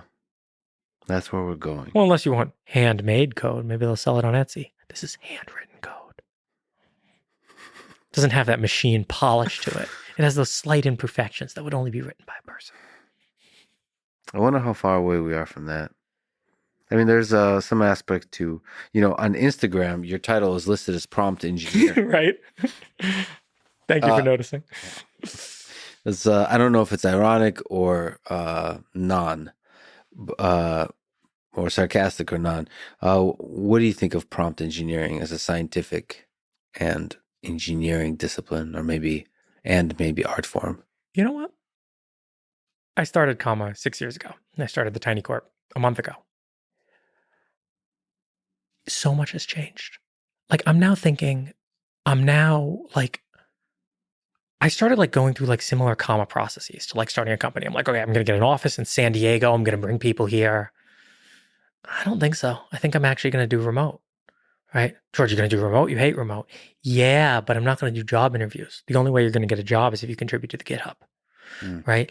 And then interacting through GitHub, like GitHub being the real project management software for your company. And the thing pretty much just is a GitHub repo. Is showing me kind of what the future of, okay. So a lot of times I'll go on a Discord or TinyGrad Discord, and I'll throw out some random hey, can you change, instead of having log and exp as LLOps, change it to log 2 and exp 2? It's a pretty small change. You can just use change a base formula.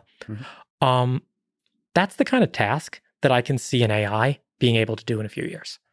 In a few years, I could see myself describing that, and then within 30 seconds, a pull request is up that does it. And it passes my CI and I merge it, right? So I really started thinking about well, what is the future of jobs? How many AIs can I employ at my company? As soon as we get the first tinybox up, I'm going to stand up a 65B llama in the Discord. And it's yeah, here's the tinybox. He's just he's chilling with us. Basically, I mean, like you said with niches, most human jobs will eventually be replaced with prompt engineering. Well, prompt engineering kind of is this as you move up the stack, right? Okay, there used to be humans actually doing arithmetic by hand. Right? There used to be big farms of people doing pluses and stuff, right? And then you have spreadsheets, right? And then, okay, the spreadsheet can do the plus for me. And then you have macros, right? And then you have things that basically just are spreadsheets under the hood, right? Like accounting software. As we move further up the abstraction, well, what's at the top of the abstraction stack? Well, prompt engineer. Yeah. Right. What is the last thing, if you think about humans wanting to keep control? Well, what am I really in the company but a prompt engineer, right? Isn't there a certain point where the AI will be better at writing prompts? Yeah, but you see, the problem with the AI writing prompts, a definition that I always liked of AI was AI is the do what I mean machine.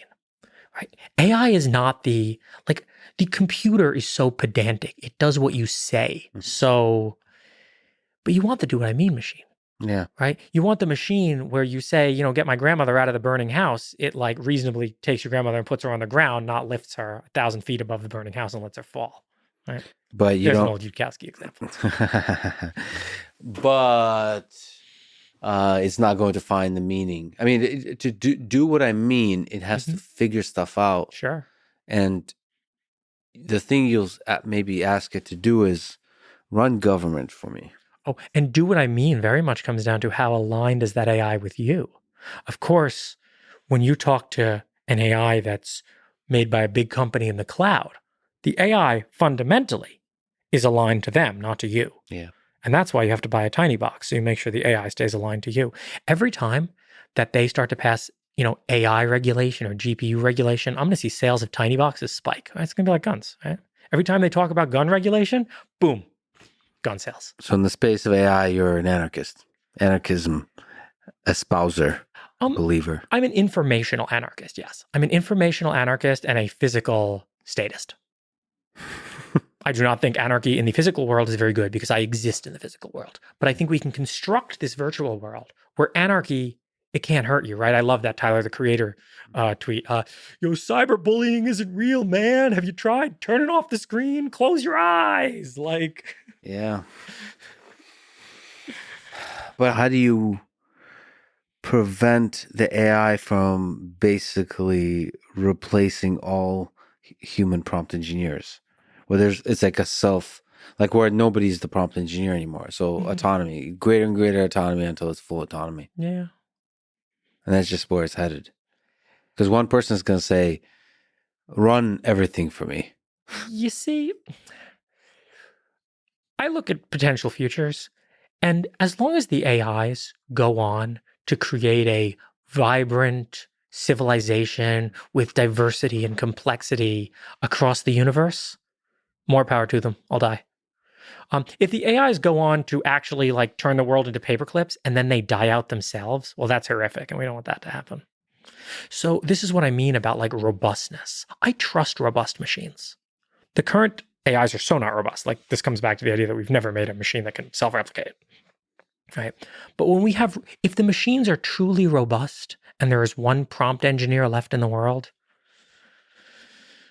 hope you're doing good, man. Hope you believe in God. Like, go by God and go forth and conquer the universe. Well, you mentioned, because I talked to Mark about faith in God, and you said you were impressed by that. What's your own belief in God, and how does that affect your work? I never really considered when I was younger, I guess my parents were atheists, so I was raised kind of atheist. I never really considered how absolutely like silly atheism is. Because like, I create worlds. Right? Every like game creator, like, how are you an atheist, bro? Like, you create worlds. But no one created our world, man. That's different. Haven't you heard about like the Big Bang and stuff? Yeah, I mean, what's the Skyrim myth origin story in Skyrim? I'm sure there's like some part of it in Skyrim, but it's not like if you ask the creators, like the Big Bang is in universe, right? I'm sure they have some Big Bang notion in Skyrim, right? But that obviously is not at all how Skyrim was actually created. It was created by a bunch of programmers in a room, right? So like, it struck me one day how just silly atheism is, right? Like, of course we were created by God. It's the most obvious thing. Yeah, that's that's such a nice way to put it. Like we're such powerful creators ourselves. It's silly not to conceive that there's creators even more powerful than us. Yeah. And then like, I also just like, I like that notion. That notion gives me a lot of, I mean, I guess you can talk about maybe what it gives a lot of religious people. It's kind of like, it just gives me comfort. It's like, you know what? If we mess it all up and we die out, yeah, in the same way that a video game kind of has comfort in it. God, I'll try again. Or there's balance. Like somebody figured out a balanced view of it. Like how to so it all makes sense in the end. Like a video game is usually not going to have crazy stuff. People will come up with well, yeah, but like, man, who created God? I'm like, that's God's problem. Like, I'm not gonna think this is what you asking me about if God believes in God? I'm just this NPC living in this game. I mean, to be fair, like if God didn't believe in God, he'd be as silly as the atheists here. What do you think is the greatest computer game of all time? Do you have any time to play games anymore? Have you played Diablo 4? I have not played Diablo 4. I will be doing that shortly. I have to. All right. There's just so much history with 1, 2, and 3. You know what? I'm going to say World of Warcraft. Ooh. And it's not that the game is such a great game. It's not. It's that I remember in 2005 when it came out, how it opened my mind to ideas. It opened my mind to like this whole world we've created, right? And there's almost been nothing like it since. Like, you can look at MMOs today, and I think they all have lower user bases than World of Warcraft. Like, EVE Online's kind of cool. But to think that like everyone know, people are always like, they're looking at the Apple headset, like, Mm-hmm.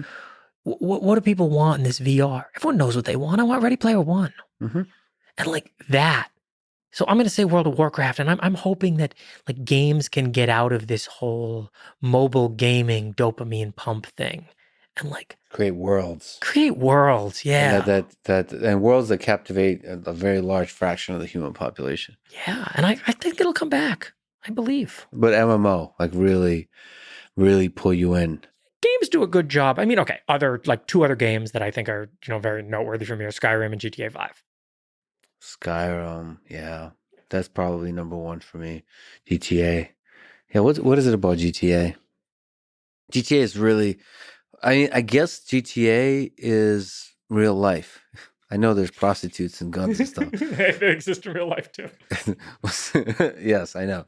But it's how I imagine your life to be, actually. I wish it was that cool. Yeah. Yeah, I guess that's, because there's Sims, right? Which is also a game I like.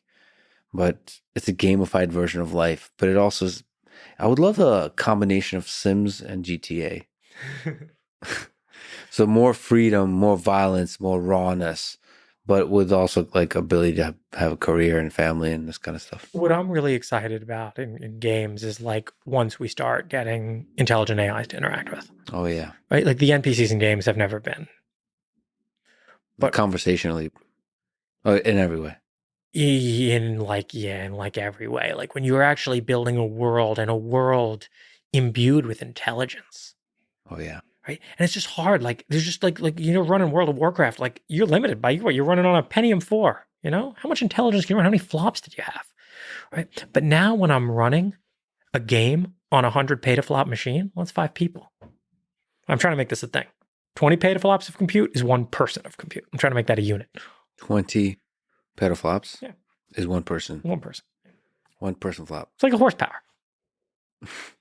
Like what's a horsepower? It's how powerful a horse is. What's a person of compute? Well, flop. Mm-hmm. I got it. That's interesting. VR also adds in terms of creating worlds. You know what? Bought a Quest 2. I put it on and I can't believe the first thing they show me is a bunch of scrolling clouds and a Facebook login screen. Yeah.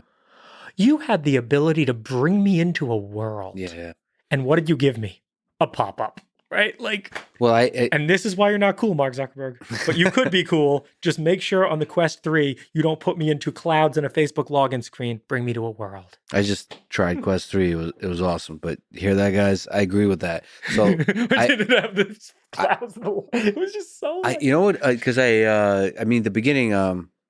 What is it? Todd Howard said this about design of the beginning of the games he creates. It's like the beginning is so important. I've recently played Zelda for the first time, Zelda Breath of the Wild, the previous one. Yeah. And like it's very quickly you come out of this like within like 10 seconds you come out of like a cave type place and it's like this world opens up. It's like and it pulls you in. You forget whatever troubles I was having, whatever like. I got to play that from the beginning. I played it for like an hour at a friend's house. No, the beginning, they got it. They did it really well. The expansiveness of that space, the peacefulness of that place. They got the music. I mean, so much of that is creating that world and pulling you right in. I'm gonna go buy a Switch. Like I'm gonna go today and buy a Switch. You should. Well, the new one came out. I haven't played that yet, but Diablo 4 or something. I mean, there's sentimentality also, but something about VR really is incredible. But the new Quest 3 is mixed reality, and I got a chance to try that. So it's augmented reality, and for video games, it's done really, really well. Is it pass through or cameras? Cameras. No. It's cameras. Okay. Yeah. The Apple one, is that one pass through or cameras? I don't know. I don't know how real it is. I don't know anything. Coming out in January. Is it January or is it some point? Some point. Maybe not January. Yeah, maybe that's my optimism. But Apple, I will buy it. I don't care if it's expensive and does nothing. I will buy it. I will support this future endeavor. You're the meme. Oh, yes. I support competition. It seemed like Quest was like the only people doing it. And this is great that they're like. You know what? And this is another place. We'll give some more respect to Mark Zuckerberg. The 2 companies that have endured through technology are Apple and Microsoft. Mm-hmm. Right? And what do they make? Computers and business services. Right? All the memes, social ads, they all come and go. Mm-hmm. But you want to endure, build hardware. Yeah, and that that does a really interesting job. I mean, maybe I'm a noob at this, but it's a $500 headset, Quest 3, and just having creatures run around the space, like our space right here, to me, okay, this is very like boomer statement, but it added windows to the place. I heard about the aquarium. Yeah. Yeah, aquarium, but in this case, it was a zombie game. Whatever, it doesn't matter. But just like it modifies the space in a way where I can't. It really feels like a window, and you can look out. Yeah. It's pretty cool. Like I was just, it's like a zombie game. They're running at me, whatever. But what I was enjoying is the fact that there's like a window, and they're stepping on objects in this space. That was a different kind of escape. Also, because you can see the other humans, so it's integrated with the other humans. It's really, and that's why it's more really important than ever that the AIs running on those systems are aligned with you. Oh yeah, they're going to augment your entire world. Oh yeah, and those AIs have a. I mean, you think about all the dark stuff, like sexual stuff. Like if those AIs threaten me, that could be haunting. Like if they threaten me in a non-video game way, it's like yeah. Like they'll know personal information about me, and it's like, and then you lose track of what's real, what's not. Like, what if stuff is like hacked? There's two directions the AI girlfriend company can take, right? There's like the highbrow, something like her, maybe something you kind of talk to, and and then there's the lowbrow version of it where I want to set up a brothel in Times Square. Yeah. It's not cheating if it's a robot. It's a VR experience. Is there an in between? No, I don't want to do that one or that one. Have you decided yet? No, I'll figure it out. We'll see where the technology goes. I would love to hear your opinions for George's third company. What to do, the brothel in Times Square or the her experience?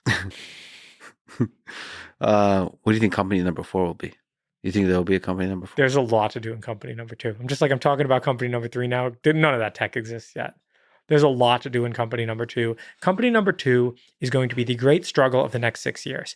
And of the next 6 years, how centralized is compute going to be? The less centralized compute is going to be, the better of a chance we all have. So you're like a flag bearer for open source distributed decentralization of compute. We have to, or they will just completely dominate us. I showed a picture on stream of a man in a chicken farm. You ever seen one of those like factory farm chicken farms? Mm-hmm. Why does he dominate all the chickens? Why does he? Smarter. He's smarter, right? Some people on Twitch were like, he's bigger than the chickens. Yeah. And now here's a man in a cow farm, right? So it has nothing to do with their size and everything to do with their intelligence. And if one central organization has all the intelligence, you'll be the chickens and they'll be the chicken man. But if we all have the intelligence, we're all the chickens. We're not all the man, we're all the chickens. And there's no chicken man. There's no chicken man. We're just chickens in Miami. He was having a good life, man. I'm sure he was. What have you learned from launching and running Comma AI and Tiny Corp? So this starting a company from an idea and scaling it. And by the way, I'm all in on tinybox, so I guess it's pre-order only now. I want to make sure it's good. I want to make sure that like the thing that I deliver is like not going to be like a Quest 2, which you buy and use twice. Mm-hmm. I mean, it's better than a Quest, which you bought and used less than once, statistically. Well, if there's a beta program for tinybox, I'm into. Sounds good. So I won't be the whiny, I'll be the tech savvy user of the tinybox just to be in. What have I learned? The early days? What have you learned from building these companies? For the longest time at Comma, I asked why did I start a company? Why did I do this? But what else was I going to do? So you like bringing ideas to life. With Comma, it really started as an ego battle with Elon. I wanted to beat him. I saw a worthy adversary. Here's a worthy adversary who I can beat at self-driving cars. And I think we've kept pace, and I think he's kept ahead. I think that's what's ended up happening there. But I do think Comma's profitable. And like when this drive GPT stuff starts working, that's it. There's no more like bugs in the loss function. Like right now we're using like a hand-coded simulator. Mhm. There's no more bugs. This is going to be it. Like Yeah. this is the I- run up to driving. I hear a lot of really, a lot of props for OpenPilot for Comma. It's better than FSD and Autopilot in certain ways. It has a lot more to do with which feel you like. We lowered the price on the hardware to $14.99. You know how hard it is to ship reliable consumer electronics that go on your windshield? Mhm. We're doing more than like most cell phone companies. How'd you pull that off, by the way? Shipping a product that goes in a car. I know. I have an SMT line. I make all the boards in-house in San Diego. Quality control. I care immensely about it. So Actually, you're basically a mom and pop shop with great testing. our head of OpenPilot is great at like, okay, I want all the Comma 3s to be identical. Yeah. And yeah, I mean, it's $14.99. It 30-day money back guarantee. It will blow your mind at what it can do. Is it hard to scale? You know what? There's kind of downsides to scaling it.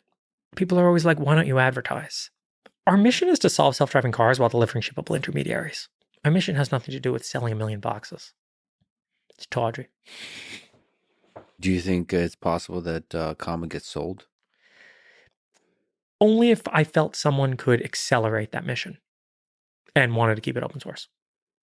And like, not just wanted to, I don't believe what anyone says. I believe incentives. Mm-hmm. If a company wanted to buy Comma where their incentives were to keep it open source, but Comma doesn't stop at the cars. The cars are just the beginning. The device is a human head. The device has 2 eyes, 2 ears. It breathes air. It has a mouth. So you think this goes to embodied robotics? We sell Comma bodies too. They're very rudimentary. But one of the problems that we're running into is that the Comma 3 has about as much intelligence as a bee. If you want a human's worth of intelligence, you're going to need a tiny rack. Not even a tiny box. You're going to need like a tiny rack, maybe even more. How do you put legs on that? You don't. And there's no way you can. You connect to it wirelessly. So you put your tiny box or your tiny rack in your house, and then you get your Comma body, and your Comma body runs the models on that. It's close, right? It's not, you don't have to go to some cloud, which is, 30 milliseconds away. You go to a thing which is 0.1 milliseconds away. So the AI girlfriend will have like a central hub in the home. I mean, eventually, if you fast forward 20, 30 years, the mobile chips will get good enough to run these AIs. Yeah. But fundamentally, it's not even a question of putting legs on a tiny box, because how are you getting 1.5 kilowatts of power on that thing, Mm-hmm. right? Yeah. So you need, they're very synergistic businesses. I also want to build all of Comma's training computers. Mm-hmm. Right? Like Comma builds training computers right now. We use commodity parts. I think I can do it cheaper. So we're going to build, Tiny Corp is going to not just sell tiny boxes. Tiny box is the consumer version, but I'll build training data centers too. Have you talked to Andrej Karpathy or have you talked to Elon about Tiny Corp? He went to work at OpenAI. What do you love about Andrej Karpathy? To me, he's one of the truly special humans we got. Oh man, like, his streams are just a level of quality so far beyond mine. Like, I can't help myself. Like, it's just, Yeah, he's good. He wants to teach you. Yeah. I want to show you that I'm smarter than you. Yeah, he has no... thank you for the sort of honest, the raw, authentic honesty. Yeah. A lot of us have that. I think Andrej is as legit as it gets in that he just wants to teach you, and there's a curiosity that just drives him, and just like at the stage where he is in life, to be still like one of the best tinkerers in the world. Yeah, it's crazy. Like to what is it? Micrograd? Micrograd was inspiration for TinyGrad. The whole, his CS 231N was the inspiration. This is what I just took and ran with and ended up writing this. So, But to me, that don't go work for Darth Vader, man. The flip side to me is that the fact that he's going there is a good sign for OpenAI. Maybe. I think I like Eliezer Yudkowsky a lot. I like those guys are really good at what they do. I know they are. And that's kind of what's even like more. And you know what? It's not that OpenAI doesn't open source the weights of GPT-4. Mm-hmm. It's that they go in front of Congress. And that is what upsets me. We had 2 effective altruist Sams go in front of Congress. One's in jail. I think you're drawing parallels on there. One's in jail. You give me a look. Give me a look. No, I think effective altruism is a terribly evil ideology, and Oh yeah, that's interesting. Why do you think that is? Why do you think there's something about a thing that sounds pretty good that kind of gets us into trouble? Because you get Sam Bankman-Fried. Like, Sam Bankman-Fried is the embodiment of effective altruism. Utilitarianism is an abhorrent ideology.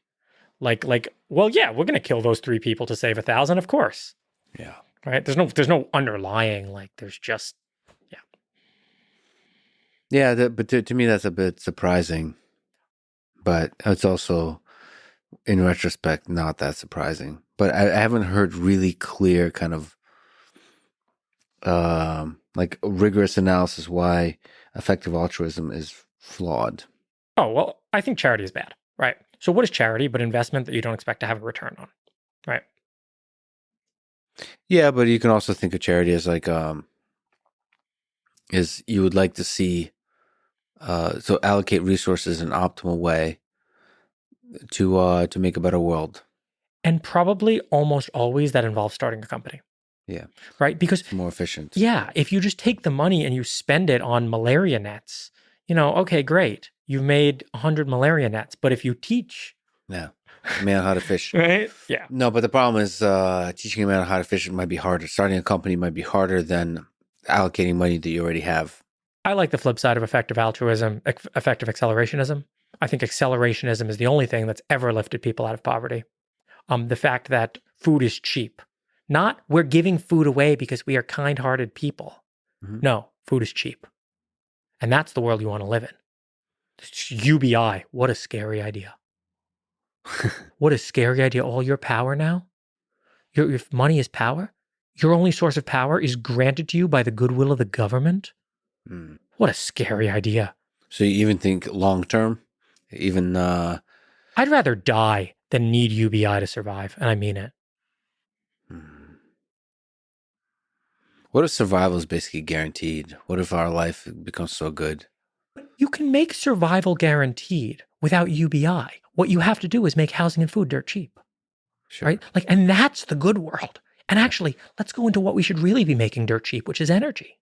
Yeah. Right? That energy, that, oh my God, that's, if there's one, I'm pretty centrist politically. If there's one political position I cannot stand, it's deceleration.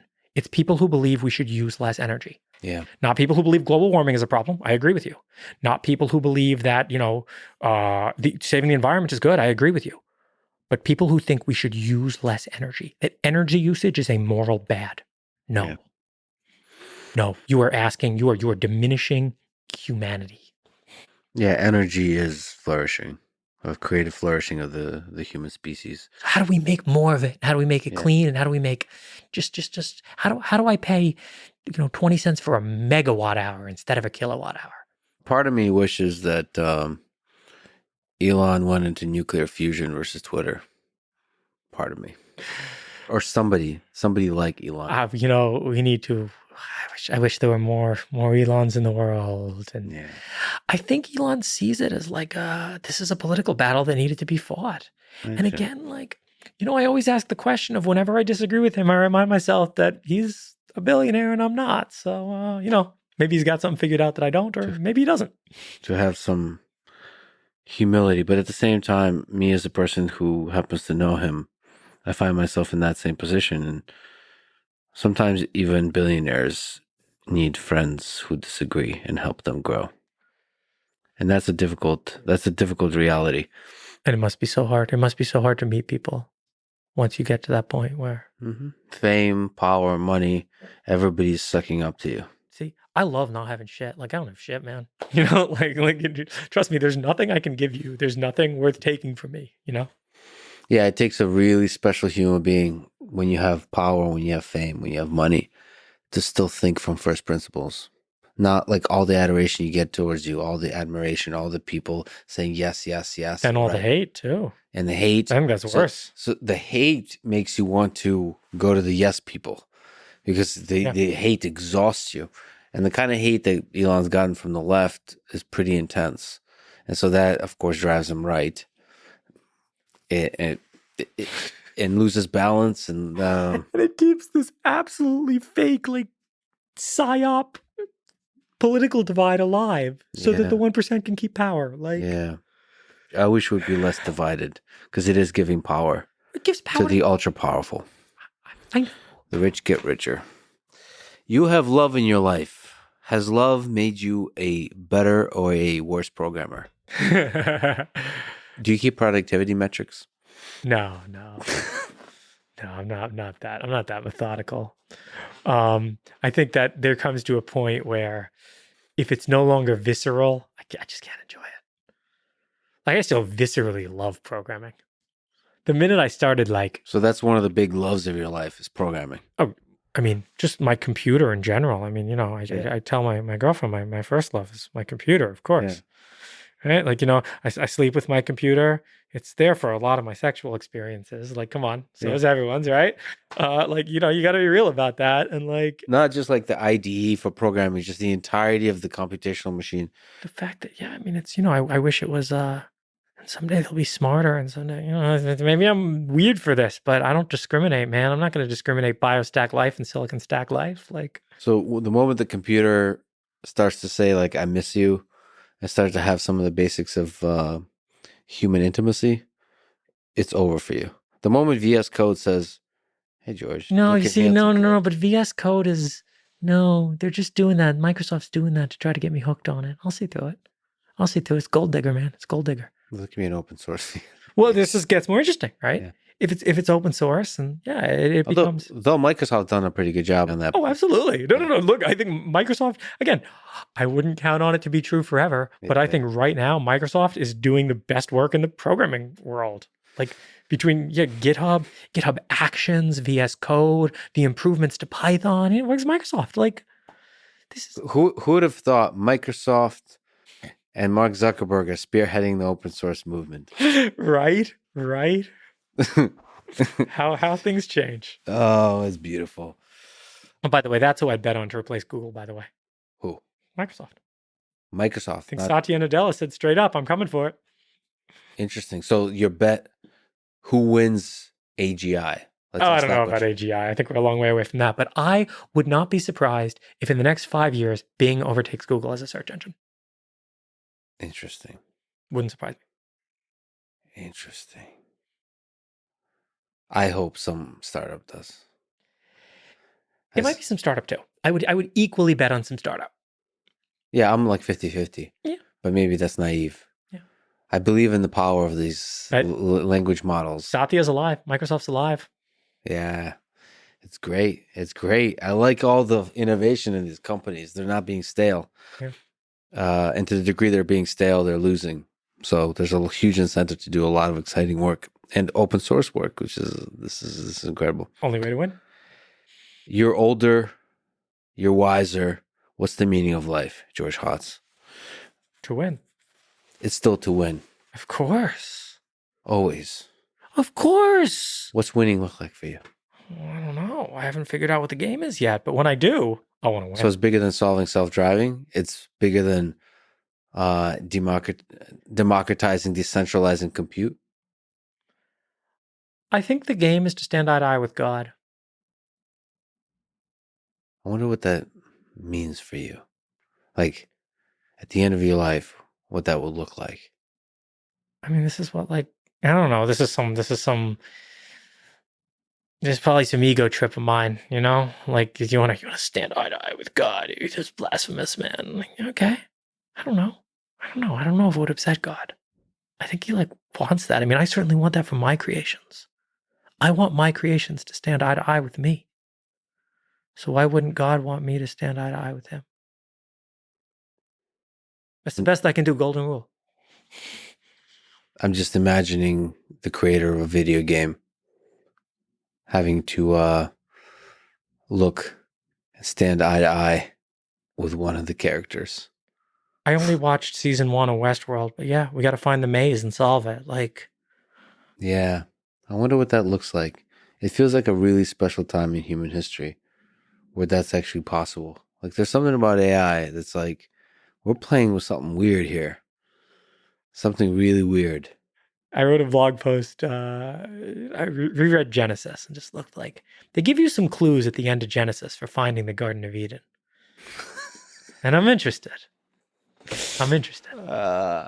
Well, I hope you find just that, George. You're one of my favorite people. Thank you for doing everything you're doing. And in this case, for fighting for open source and for decentralization of AI. It's a fight worth fighting, fight worth winning, hashtag. I love you, brother. These conversations are always great. Hope to talk to you many more times. Good luck with Tiny Corp. Thank you. Great to be here. Thanks for listening to this conversation with George Hotz. To support this podcast, please check out our sponsors in the description. And now, let me leave you with some words from Albert Einstein. Everything should be made as simple as possible, but not simpler. Thank you for listening, and hope to see you next time.